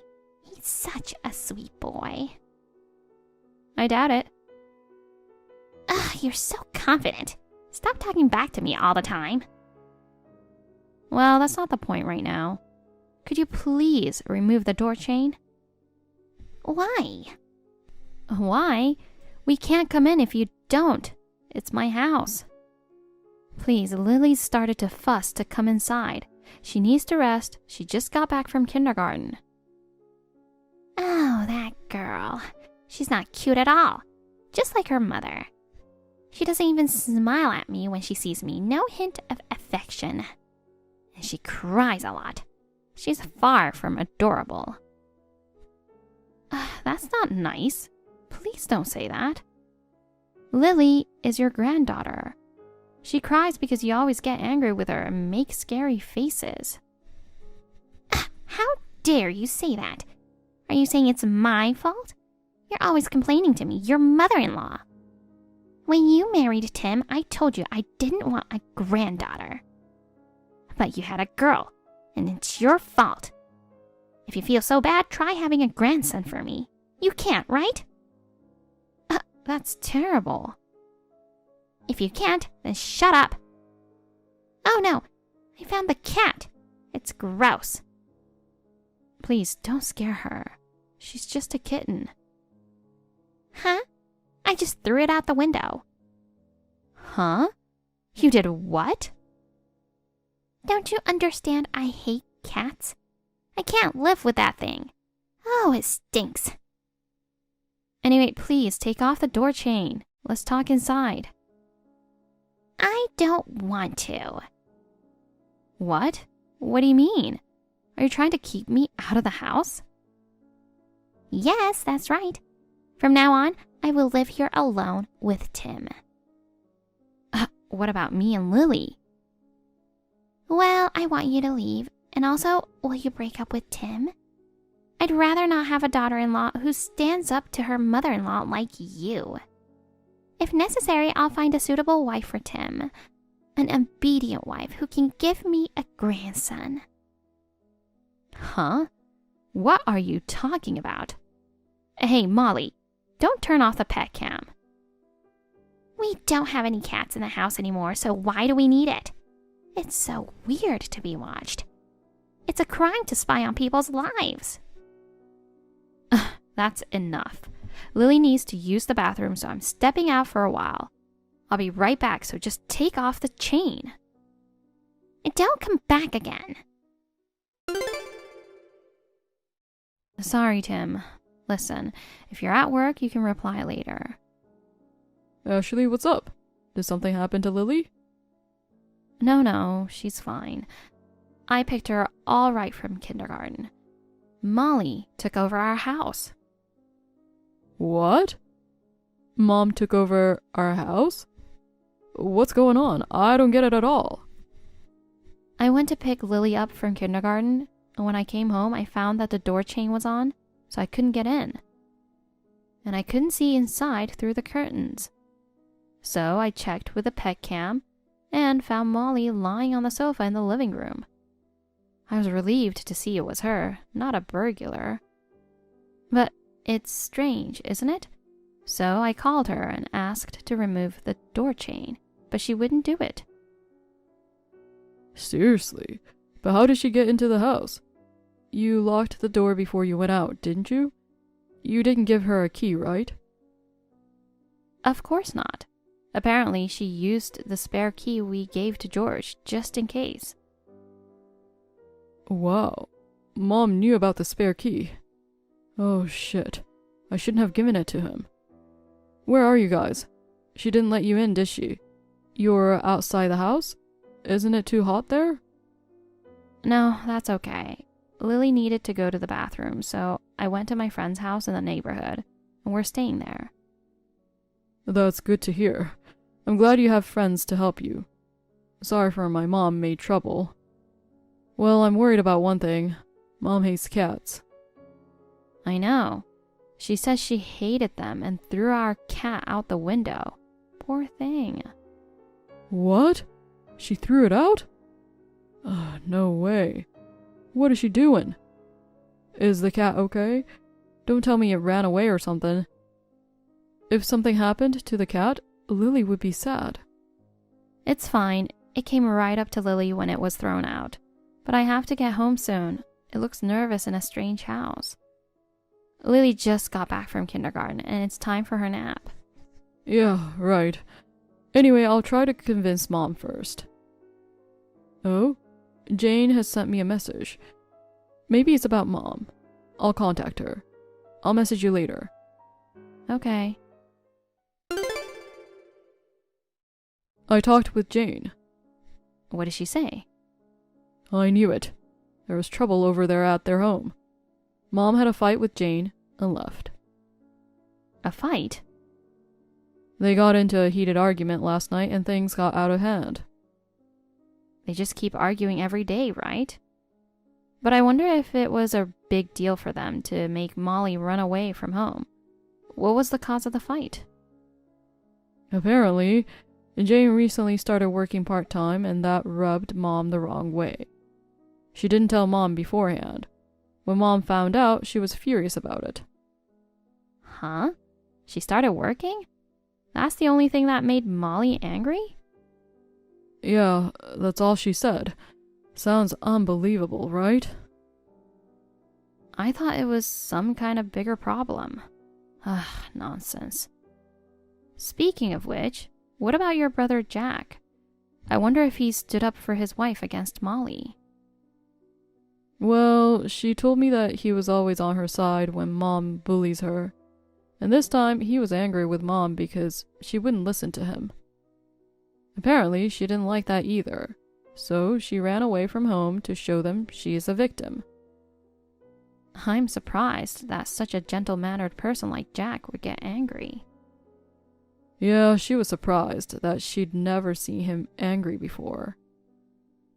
But why is Molly against her working part-time? Their son is in elementary school now, and there's no problem she works while he is at school. It would help the family financially. Mom said, You're going to start working and neglect your husband? That's what I heard from Jane. What? Neglect her husband? No way.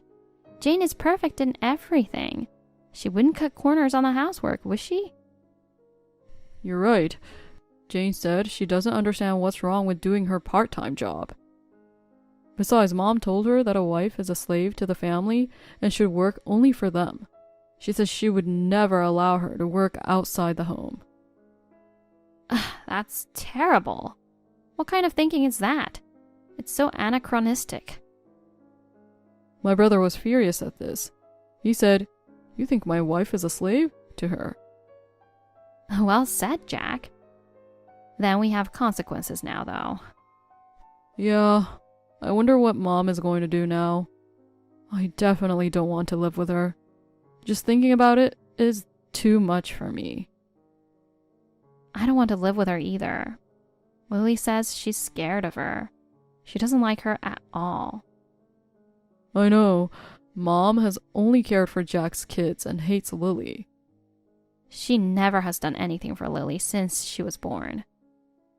She acts like she doesn't care about us at all. That's true. I'm not invited to family gatherings just because I'm the second son's wife, and I'm treated like a maid if I'm invited. And she talks ill of me in front of people and made up stories to make fun of me. I don't want to be even in the same room with her. I feel sorry for you and Lily because I'm the second son. Oh no, you don't have to. Being the second son is totally fine. She's just crazy. I think it's weird, but she thinks only first son is precious. Lily is a girl, so she's nothing in her mind. I feel sorry for her. I know, but I was kind of happy that she didn't care about us because we could be away from her. But I don't know what to do when she suddenly barges in on us like this. It's a little earlier than our plan, but why don't we move to the new place? Well, maybe it works. We can move in now, so I think we should start living there today. We can buy appliances and other things that we need later, and more importantly, it's next door to your parents' house. So Lily will be happy, right? I guess so. Lily will be happy to see her beloved grandfather. All right, will you bring Lily's and my stuff today? Molly will let you into the house. I'm sure she'd want you to come home soon. Ugh, I hate seeing her. I wish she'll be gone when I get home. I've never felt so bad like this to get home. Well. Please try to convince her to do something to make this go away peacefully too. I'm not even going to see her because she wants me to get out and divorce you. Huh? She actually said that? I'm really sorry.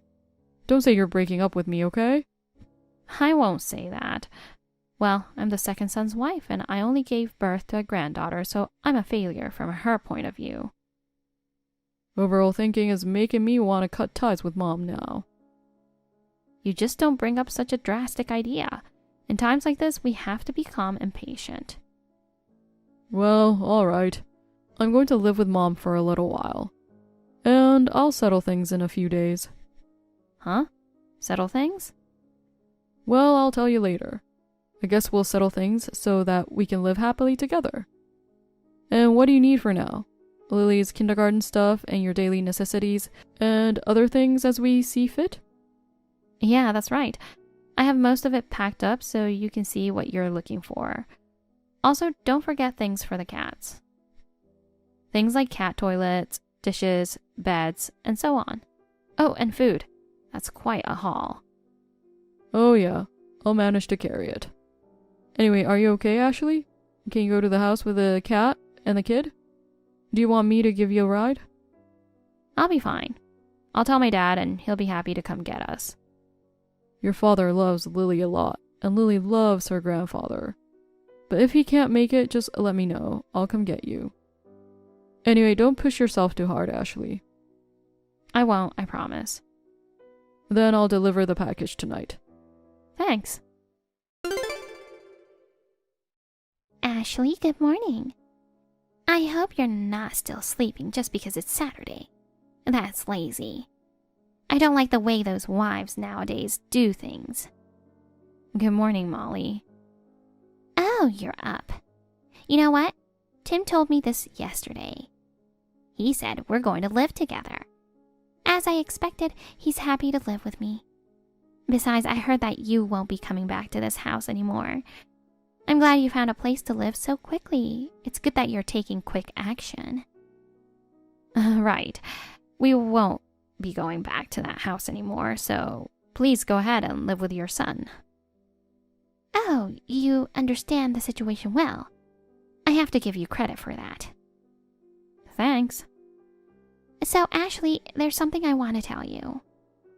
What's up? Tim is so thoughtful to give me a ticket to a play so that I can relax and enjoy without housework and everything. It's a little far away, but it's a show I wanted to see, so I am so happy. He also booked a dinner for me at the hotel, and I'm going to enjoy the whole day from morning till night. He even offered to stay overnight, but I couldn't stay away from the house without Tim, so I said no to that. How do you like it? Aren't you jealous? I'm glad you're looking forward to it. What? You should envy me more. Boring. You know, you and Jane are not fun as wives of my sons. You both are boring. I'm sorry. By the way, I heard you and Jane had a fight. I don't want to talk about that anymore. I don't care anything about Jack and Jane. The only family I have is Tim. A wife should just shut up and listen to what her mother-in-law says. That's what she has to do. She's the eldest son's wife. She should be taking care of him and his parents, not going to work. Ugh, what was she thinking? I'm getting vexed now that I think about it. I'm sure she went through a lot of hardship. I guess she wanted to get out and change her mind. It's a good thing with increased income and all. Huh? Are you on her side? Don't you think it's unforgivable for a wife to go out to work? Ashley, are you trying to say that I'm wrong? If I may speak from the same wife's point of view, how could she live in a house like that? What? Talking to you makes me tired. Don't contact me again. Goodbye. Good morning, Tim. Good morning. How's it going? How's the new place? If there's anything you need, I'll deliver it to you. It's comfortable. My parents live next door, so I feel safe. That's great. Hey, I heard you gave your mom a ticket to the play and dinner at the hotel. She was so happy she called me. Well, I gave it to her saying thank you for all she's done for me. I didn't even think about it. Oh, that's terrible. I really wanted her to stay overnight, but she said she didn't want to go that far, so she'll be away only for a day. I'm sure you can relax and take it easy without her for the whole day. I guess so. Molly doesn't seem to want to go back to her own house. She said she only has one son now, Tim. Oh, man. I called Dad, and he said he's tired of it and wants to leave her. What? That's a little troubling. Was it really that serious, your parents? Yeah, he said he's fed up with her.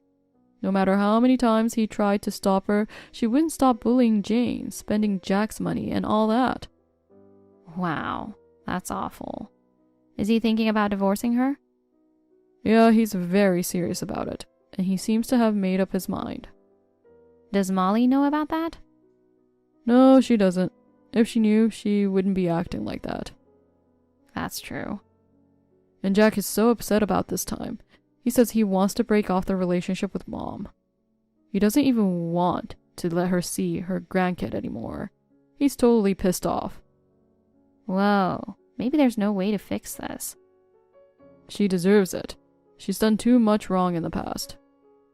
Yeah, I know, it's sad. But she's been treating us so badly, we can't feel sorry for her. Yeah, that's right. I've been despised as a second son since I was born, so I don't feel anything for her. That's true. I was bullied because I was the second son's wife, and I felt especially sorry for Lily because she is a girl. She wasn't treated well at all. I know. Well, you just have to hang on a little longer. That settlement you were talking about before, you still don't tell me? Oh well, you'll have to look forward to it. You just enjoyed teasing me with that. Oh, the kitty's urging me to eat. Okay, I'll call you later. Yeah, talk to you later.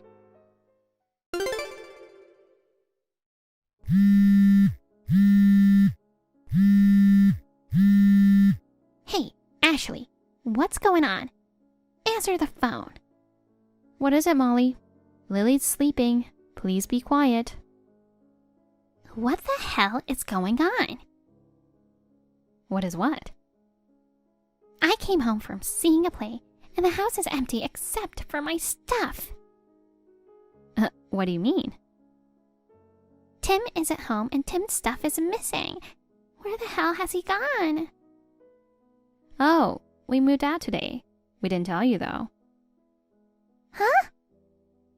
We were planning to move originally, but because of you, the schedule got moved up a little bit. What do you mean?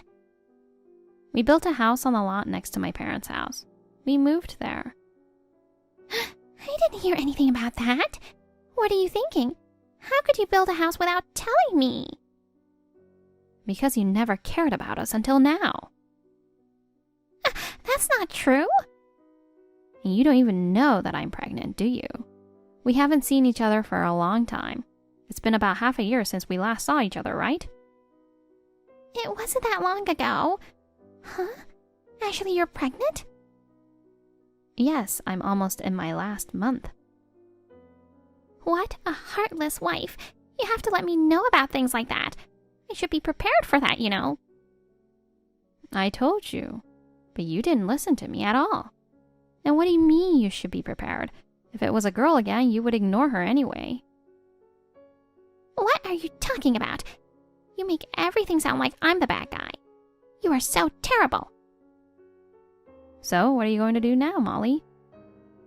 Huh? What? Speak plainly. Our contract for renting that house will expire at the end of this month.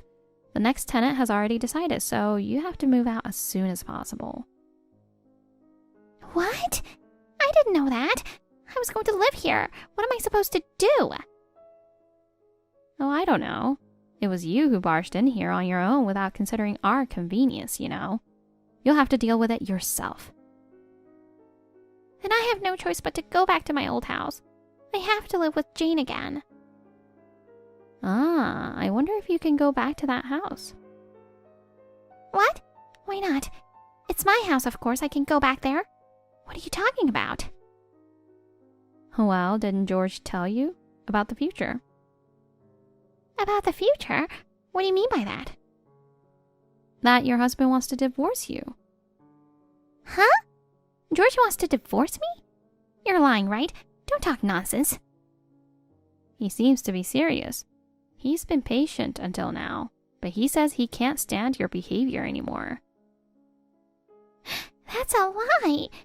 And if it's true, I bet my son Jack can handle it for me. I knew I could count on my first son in times like this. Second son is just not good enough. Unfortunately, Jack seems to have lost his temper this time and is in favor of divorce. What? He has been annoyed by the way you treated Jane. He wants to get rid of you from his life to protect her. Also, I don't know if I should be the one to tell you this, but he wants to cut off the ties with you. I don't believe it. He would never say such an awful thing. Stop kidding me. I'm sorry. This is all I can say. The rest should be dealt with by those involved. You're just making random remarks, aren't you?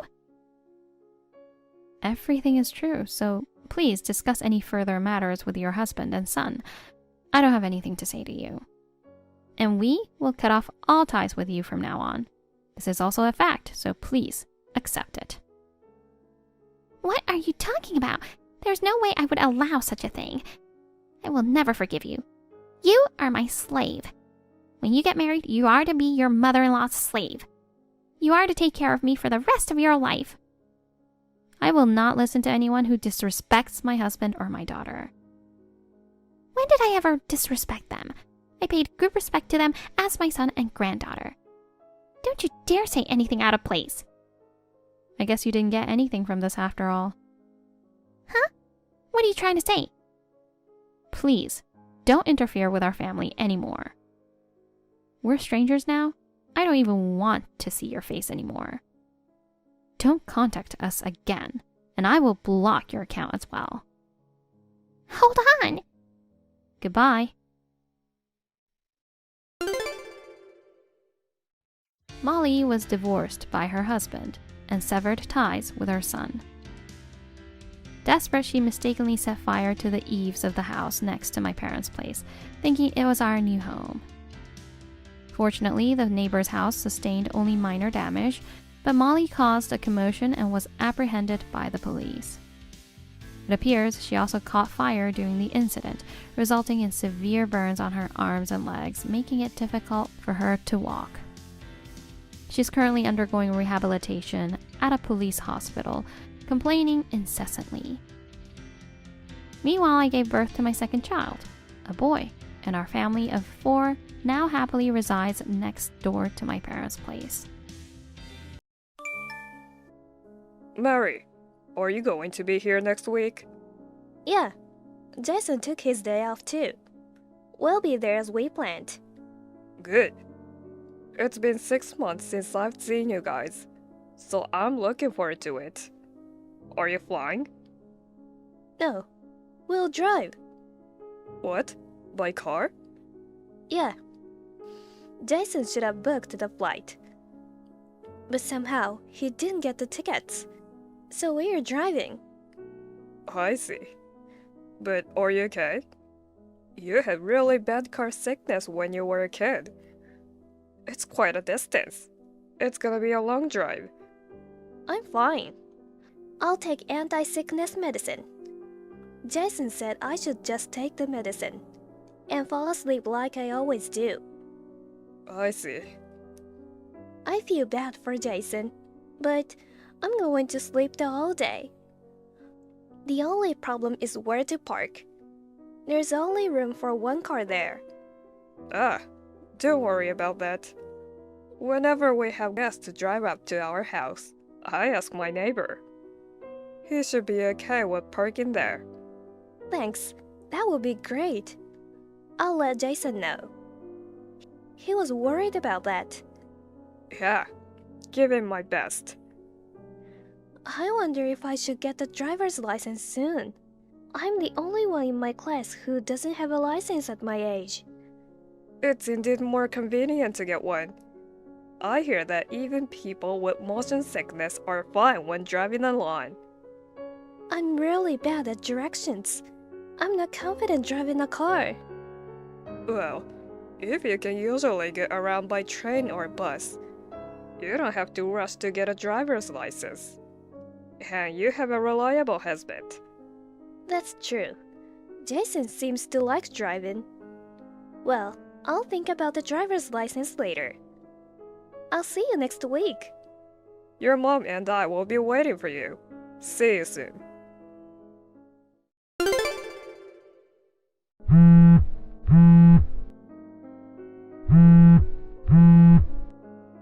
Mary? Where are you? It's already 5 p.m. You're coming today, right? Mary?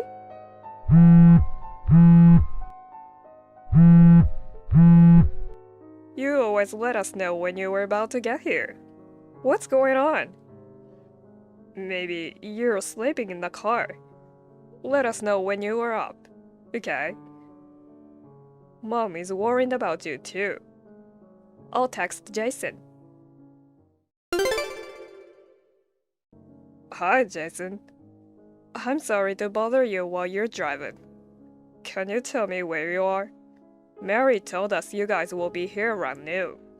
My wife and I were worried. I've tried calling her on the phone, but maybe she's sleeping? I'd appreciate it if you could reply soon. Hello, James. Hi, Jason. Thanks for your reply. Are you okay to drive? I'm not driving now. What's going on? I tried to contact Mary, but she has been waiting to reply for a long time. I thought something might be wrong. Huh? Isn't she there yet? What? I thought you guys were driving. Is she not with you? I just dropped her off at the airport. I'm not heading that way. Yes, she was flying there. She told me you couldn't get tickets. Yeah, you guys were driving down this time. Mary doesn't have a driver's license. Ah, I see. Unfortunately, I've got a business trip. I'll be using the car, so I asked her to go to by herself. Business trip? Didn't you have days off? Well, my company does these things. My boss would call me in whether it was my day off or not. I managed to get one seat for Mary. I'm sorry I couldn't make it. Well, that can't be helped. I thought Mary had contacted you. I should have let you know too. No, you don't have to worry about it. It's possible that Mary just forgot to mention it. Her plane should have landed many hours ago, though. It's weird that I haven't heard from her. It's not like she could overslept. Maybe she took the wrong plane? No, that can't be right. There's no way she could have taken the wrong airplane. I know. I'll try to contact Mary. If you hear from her, let me know. If I hear from her first, I'll let you know too.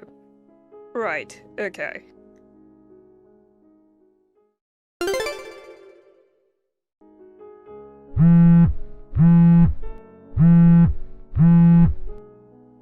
Jason, I found out where Mary was. She was hit by a car in Charleston and was rushed to the hospital. She's at South Charleston Hospital. But why in Charleston?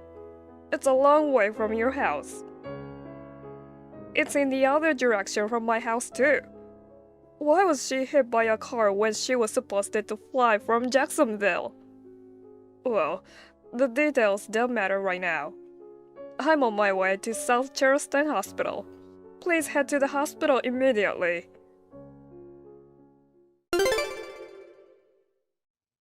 Dad, I'm sorry I haven't been in touch with you. I got in an accident. Mary! I was so surprised to get a call from the police. I'm fine. I'm sorry for worrying you. No, I'm just glad you're okay. It sounds like your life is not in danger. Dad, you're on your way over here now, right? Yes, I'm on the plane with your mom. We should be there in about 20 minutes. So just wait for us. Thanks, Dad. By the way, how's your injury? I broke my leg. I have to stay in the hospital for a while. Well... The driver of the car called an ambulance right away. They're good people. So please don't raise your voice when you talk to them. I understand. But I have some questions. Why are you in Charleston? Jason told me you were on a plane. He left me. He left you? Yeah, What do you mean? it's a lie that I was on a plane. He was supposed to drive me there. I know. I'll tell you the details when you get to the hospital. Okay. Bye. Take care.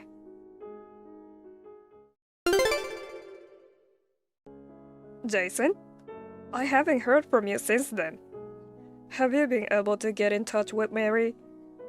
What? Ah, yes. Sorry. I've been busy with work.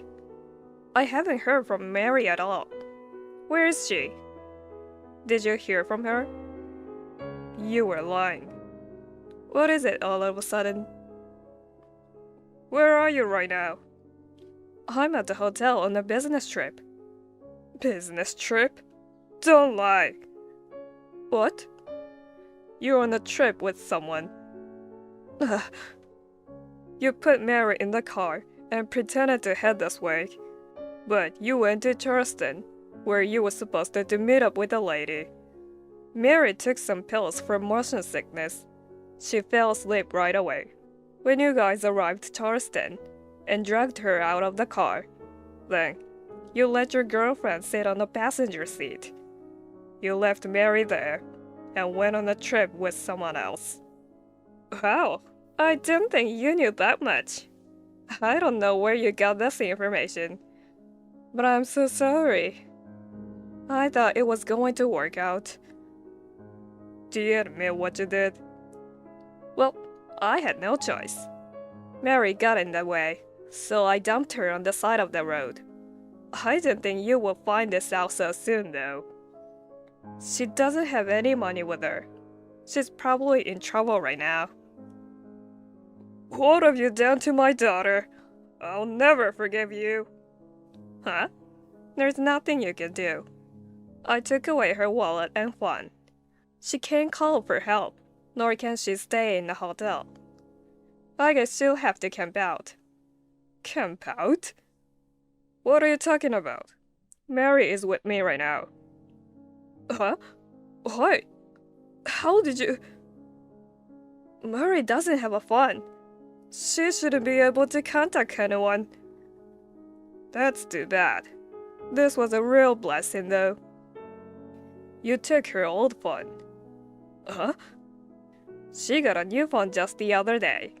She kept the old one to transfer everything later. She decided to do that while she was with us. Her new phone was in her jacket pocket. You didn't take it away from her. Seriously? That's why no one contacted Mary's phone. She was not using this one. It's too late to find out now. Damn it! This isn't cool. Treat me with a phone that doesn't work. So, is she at your place now? No. She's at the hospital.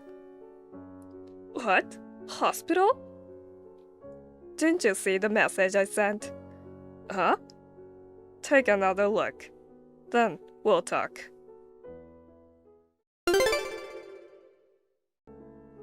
I saw it. Was Mary hit by a car in Charleston? No wonder you guys find her so soon. She's in the hospital now. I wanted to buy some time while I'm on vacation. Do you care about your vacation more than your wife? You're such an annoying jerk. It can be helped.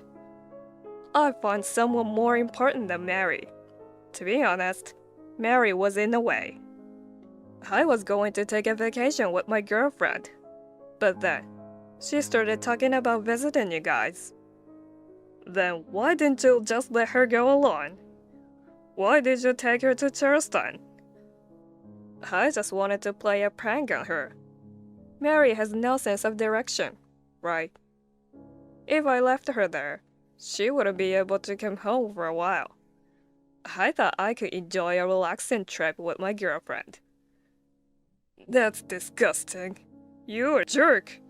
Yes. I'm sorry I'm such a jerk. You don't care, huh? Aren't you apologizing to Mary? No, I want her to apologize to me. Huh?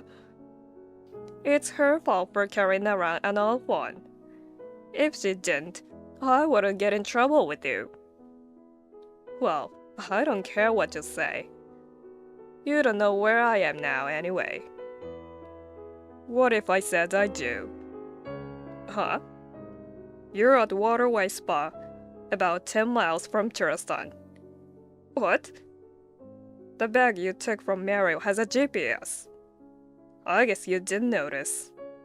A GPS? She was always getting lost because she had no sense of direction. I used to make her wear a GPS in her bag whenever she went out alone. As an adult, I don't worry about her getting lost anymore. But she thought it's still a good idea to make sure she doesn't leave it behind. So she kept it. Besides, that spot is owned by my brother. Your brother?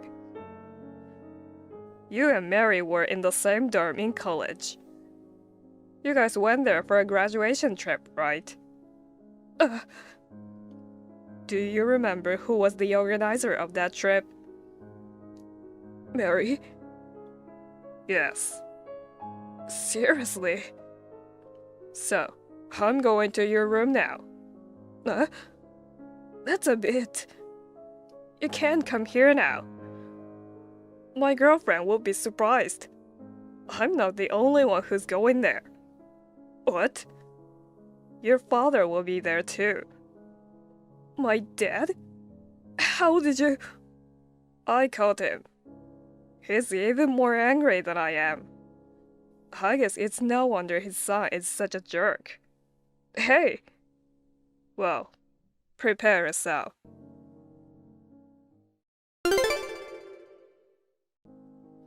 Hey, look what you did. My dad took me back to my parents' house. I'm under his supervision now. I can't do anything I want anymore. Don't you realize what you've done?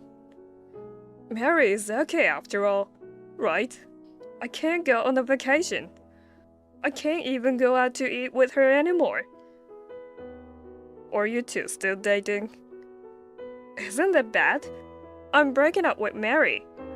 I can go out with anyone I want. I see. Then, are you ready to pay alimony? Yes, I'll pay. My girlfriend's family is rich. They'll pay for anything you say. Well, I think your girlfriend is Ashley, right? Do you know her? I heard you and Mary were also in the same dorm. That's right. I was after her to begin with. But she's beautiful and popular, so she always had a boyfriend. I thought Mary was not the best, but good enough. But recently, Ashley broke up with her boyfriend, and I finally got my chance. A chance to marry a beautiful woman whose family has a lot of money. I don't care if she's beautiful, but I heard she lied about her family. What? A lie? Her father is an executive at a big company, and her mother is a doctor. Her father works at the fast food restaurant, and her mother works part-time at the supermarket. That can't be true. Mary used to be in the same dorm, so she knows her well. I heard she was not popular among the girls. She was the kind of girl who would lie to get guys to like her. What?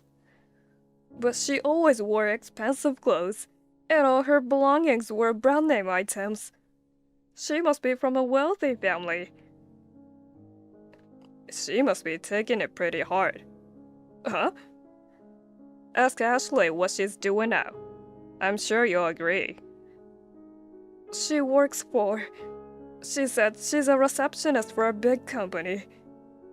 Are you saying that's a lie too? Yep. Then what does she do? Well, I'm a little afraid to put it into words. I heard she's so much in debt that she has to do that kind of work. Debt? You'll have to pay by yourself. Wait a minute. I don't have that kind of money. Did you spend all the money to look cool for her? Does that mean your wallet and savings are empty? Yes. Please forgive me. I apologize for leaving Mary behind. Apologizing to me won't help. I will apologize to Mary. I'll go to the hospital to visit her. It's too late for you to change your attitude now. I already know who you really are. I don't think Mary will ever forgive you. Please! Our lawyer will contact you soon.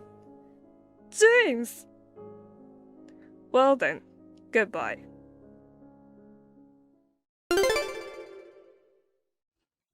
Mary was left in a Charleston, and she was hit by a car.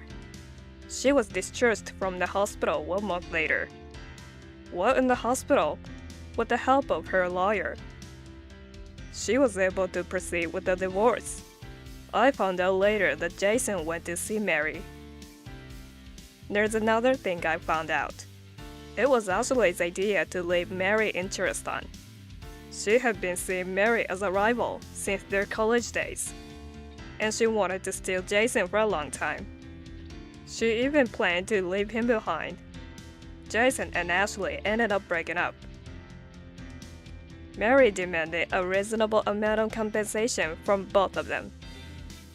Ashley did not think deeply about her plan. She was surprised that she was charged so much money. She accepted the lump sum alimony payment, and she has been very busy with more work. Jason's boss found out about his misdeed, and he resigned from his job. After that, his father threw him into a company run by a relative. He also worked several part-time jobs every day to pay off his debts. As for Mary, she has recovered from her injuries and has been able to return to work. My wife and I are thinking of going on a trip to a resort hotel with Mary during our upcoming vacation.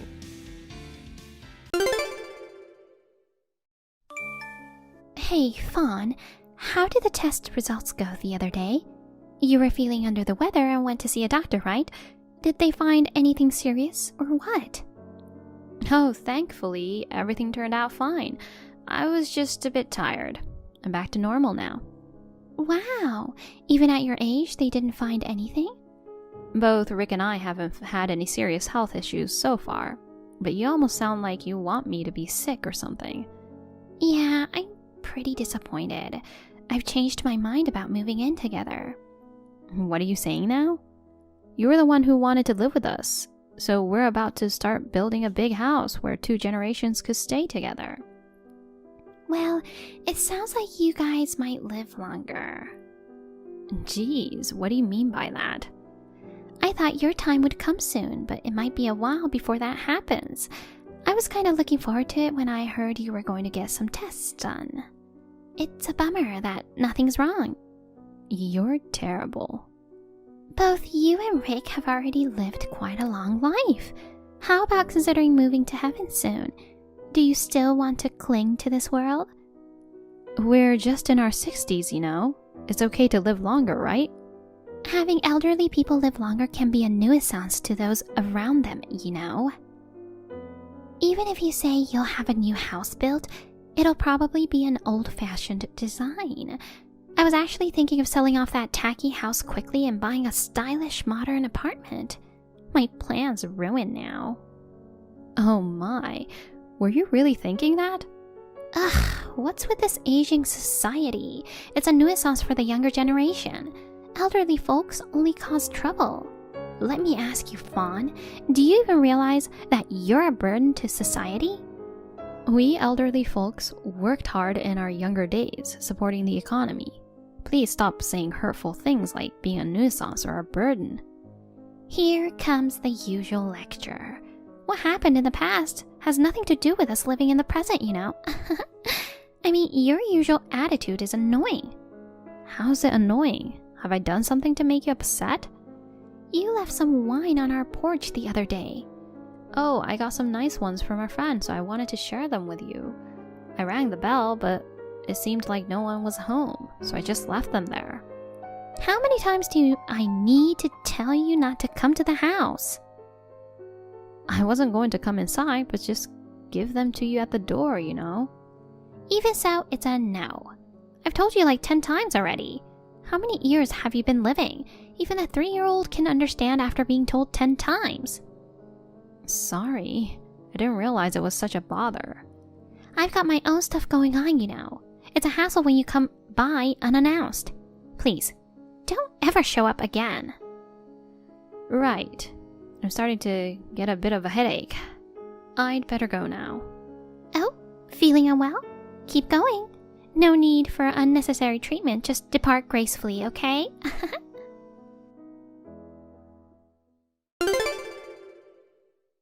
Hi, Sarah. You said some nonsense to Oliver, didn't you? He scolded me for bullying you. But that's the truth, isn't it? I'm suffering so much. You're such a... He believed me and is considering not moving in with you guys. You can't blame him, can you? He can't have his wife live with a monstrous mother-in-law like you, right? He's usually gentle and never raises his voice at anyone. He was so furious when he yelled at me. I was so down after that. Oh, really? Then why didn't you just tell him the truth? How could I? If you guys end up divorcing, won't it be sad for Aiden? That's what I'd expect from someone with parenting experience. You're getting older for nothing, huh? I'm a mother too, you know. I can't take away his mother from my precious grandchild. Exactly. Are you going to continue living in your current house then? Yes, for now. It's convenient here, so no plans to move. Oh, but don't think just because it's closer to your new home, you can come over to see Aiden. Why not? I won't get to see him? Sometimes I go out with friends, so I might let you babysit him then. You'll let me? You're being quite arrogant. Oh, come on, it's not that bad. You should be thankful. I'm giving a role to someone who's usually useless. You don't have to put it that way. Of course, I don't mind looking after him, but I wish you show a bit more respect for your elders. I've been patient enough.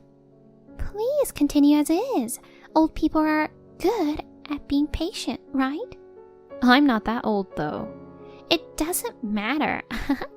It's just that people over a certain age tend to be like that. Yeah, I got it.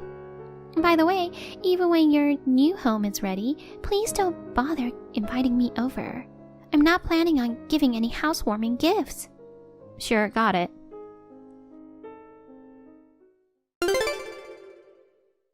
What the heck is that? Explain. Oh, it's been a while. What's with the sudden burst? What's up with that house? The biggest mansion around here.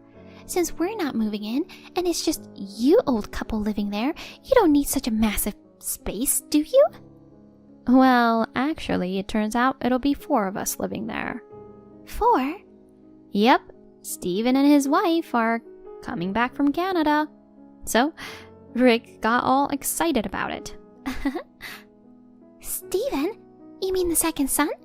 He's been away for so long. I thought there weren't any plans for him to come back in the near future.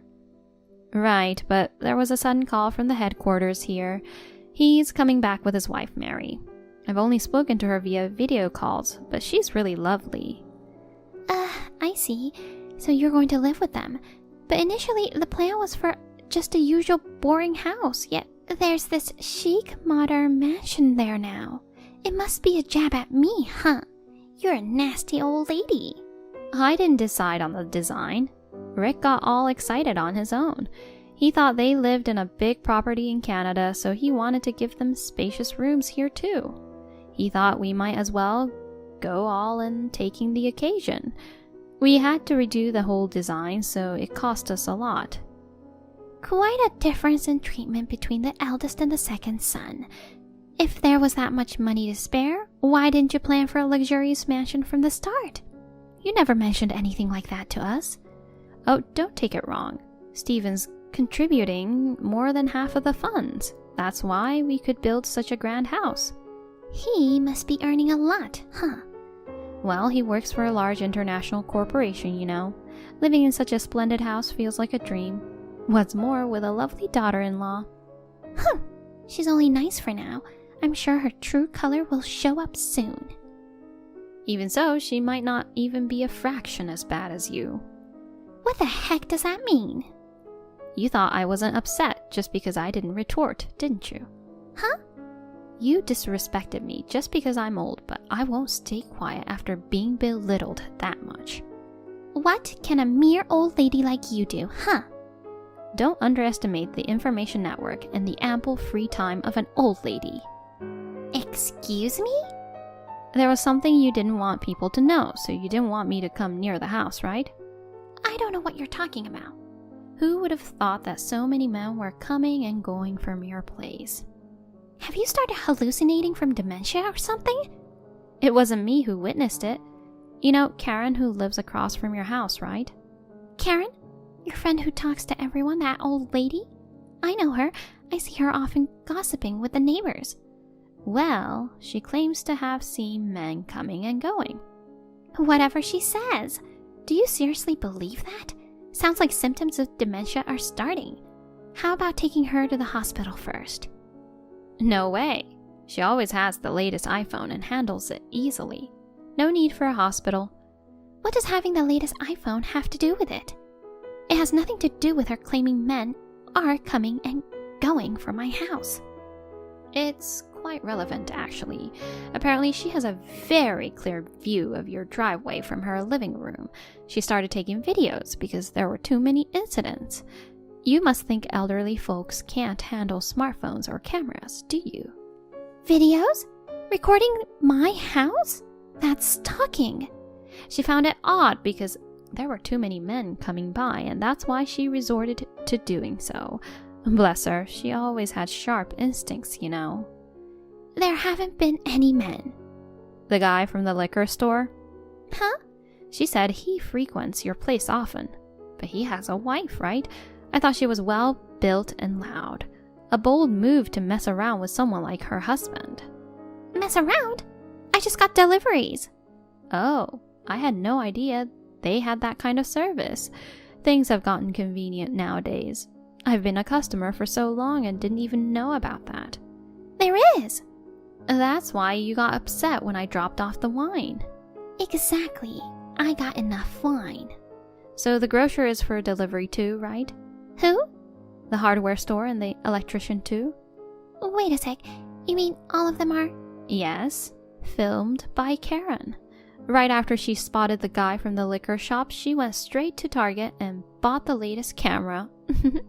She's got some high quality footage. You're kidding, right? Hey, is there such a thing as hardware delivery even though you don't buy big and heavy things? Yeah, there is. These days, you can get anything delivered. Wow, really? But listen, Karen went around interviewing everyone. She keeps sending me updates on everything via WhatsApp, along with photos and videos. Seriously, what's wrong with her? She's so annoying. Maybe all the men are scared of their wives, so they played dumb at first. As soon as they saw the evidence photos, they spilled everything. I can't believe you managed to lure so many guys. What a sly woman. You're married too. Hold on a sec. That's a big misunderstanding. What do you mean? Well, the thing is, I'm actually really good at giving a shoulder massage. I was just giving treatments. Shoulder massage? I'm good at it too. So it's not like I was up to anything suspicious.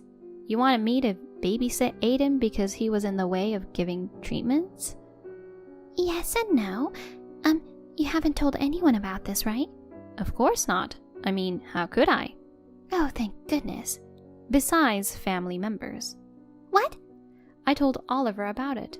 Can't trust my precious son and grandson with such an immoral woman, you know. You despicable old hag. Jeez. I told you it was just a shoulder massage. You're wasting your life away with all this nonsense. Just check out already. I just showed Oliver this chat and asked, can you believe this is supposedly the bullied daughter-in-law? And he's shaking with anger. What? He's there? Yes, he is. He brought a housewarming gift and came to see the new house. Oliver, honey, this is all a misunderstanding. Fawn provoked me. Oh, thank goodness. We built a 3-story house. We've made rooms for Oliver and Aiden. Even added a pool in the backyard. No way. What were we talking about? Right, I've got a secret list here. That sounds shady. Liquor shop, grocery store, hardware store, electrician. Then there's the owner of the bar and the head of the construction company. Holy cow! And also the Italian chef and a professor. There must be dozens of them. Do they all have such stiff shoulders? Wait, is that? It's a list that Karen made for me. Apparently, she spent the past 2 years on this. God darn her! How much free time does she have? Well, old folks have plenty of time on their hands. So they're all married and all repeaters, huh? Is your shoulder massage really that amazing? Well, what can I say? According to Karen, the wives could report you to the police. Why? Just for a massage? Plus, these men are all old folks. Their likewise old wives wouldn't go that far, would they? Even old folks get angry if their husbands fool around. Don't underestimate us. Besides, who's going to believe you? You're just giving shoulder massages. No way. Now I understand why you refused to live together. If we did, there'd be no chance for massages. You're making money, right? Well, God, I can't believe it. Such a low woman is the wife of Oliver. I couldn't help it. His salary is so low. I have to earn my own money. His salary doesn't cover the clothes and bags I want. Wow, you're brazen. It's his fault. I had to do this. Once you're married, you're supposed to support each other. Just because you're broke doesn't justify doing whatever you want.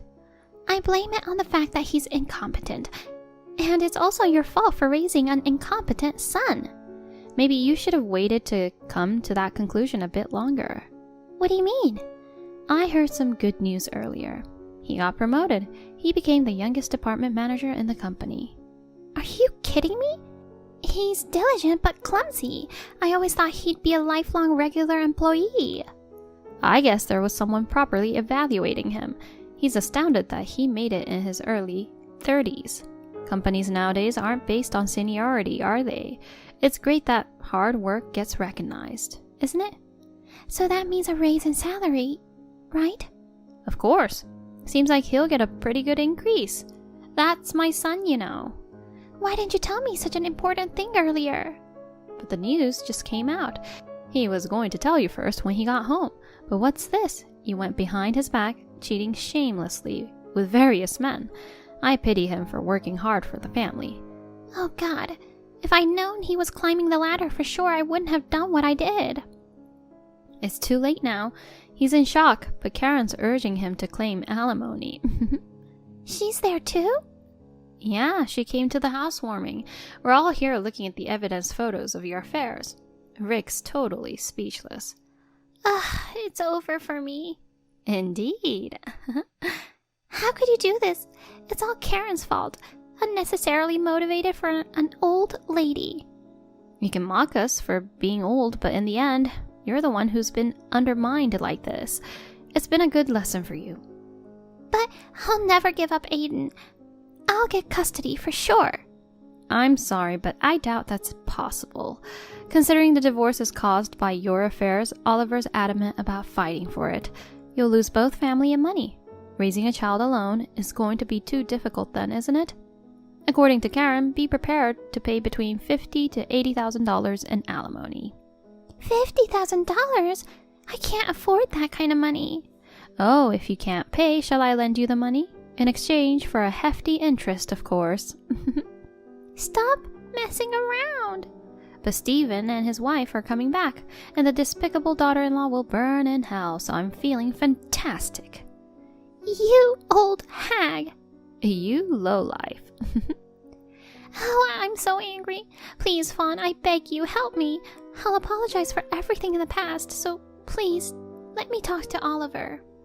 What do you want to talk to him about? He doesn't want that, let alone see your face. He says he's grossed out. Pack your stuff and get out of the house already. I can't pay alimony. I want to start over with him. Not happening. He says he won't forgive you, and trying to dodge payments is pointless, you know. If you try to escape, Karen will spread those pictures on social media. Instant fame. She's a pain in the neck for sure. Well, the social media thing is a joke. But seriously, reflect on what you've done. Get to a point where you can visit Aiden. Please, I'll never do anything like this ever again. Please, spare me the alimony. Aren't you loaded? You've had so many guys paying you. I actually don't have any. What, why? It all went into repaying debts. Debts? That's why I had to resort to this. How did you accumulate debts? I like fancy brands and bought a lot on installment plans. Before I knew it, the debts piled up. Disappointing, really. You're so irresponsible. Oh, by the way, the whole thing's been reported to your parents. Your father sounded pretty angry. You told them? Karen suggested informing them too. Her again? Does she have some grudge against me? I don't think she holds any grudges, really. She just hates deceitful behavior. Seeing her friend's son being betrayed by his wife, she couldn't just sit back and do nothing. Hey, Fawn, I'm coming over now. Apologize to everyone and beg for forgiveness. So please, let this slide somehow. No, please don't come. I'm going to toast our victory with Karen now. Toast your victory? Well, from now on, work hard and repay your debts properly. Wait, Fawn, I'll treasure you more from now on. Huh? I don't know you. You're not family anymore. Goodbye.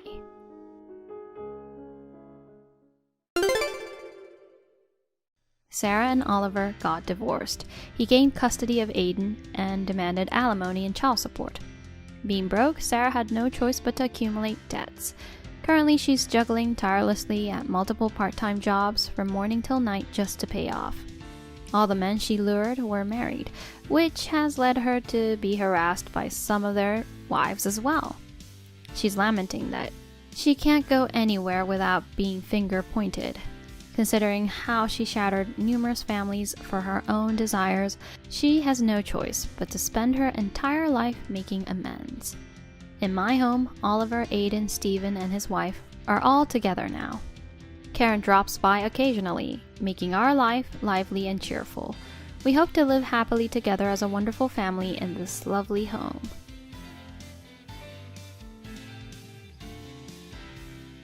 Thank you for watching. Please rate the video and subscribe to our channel. See you in the next video.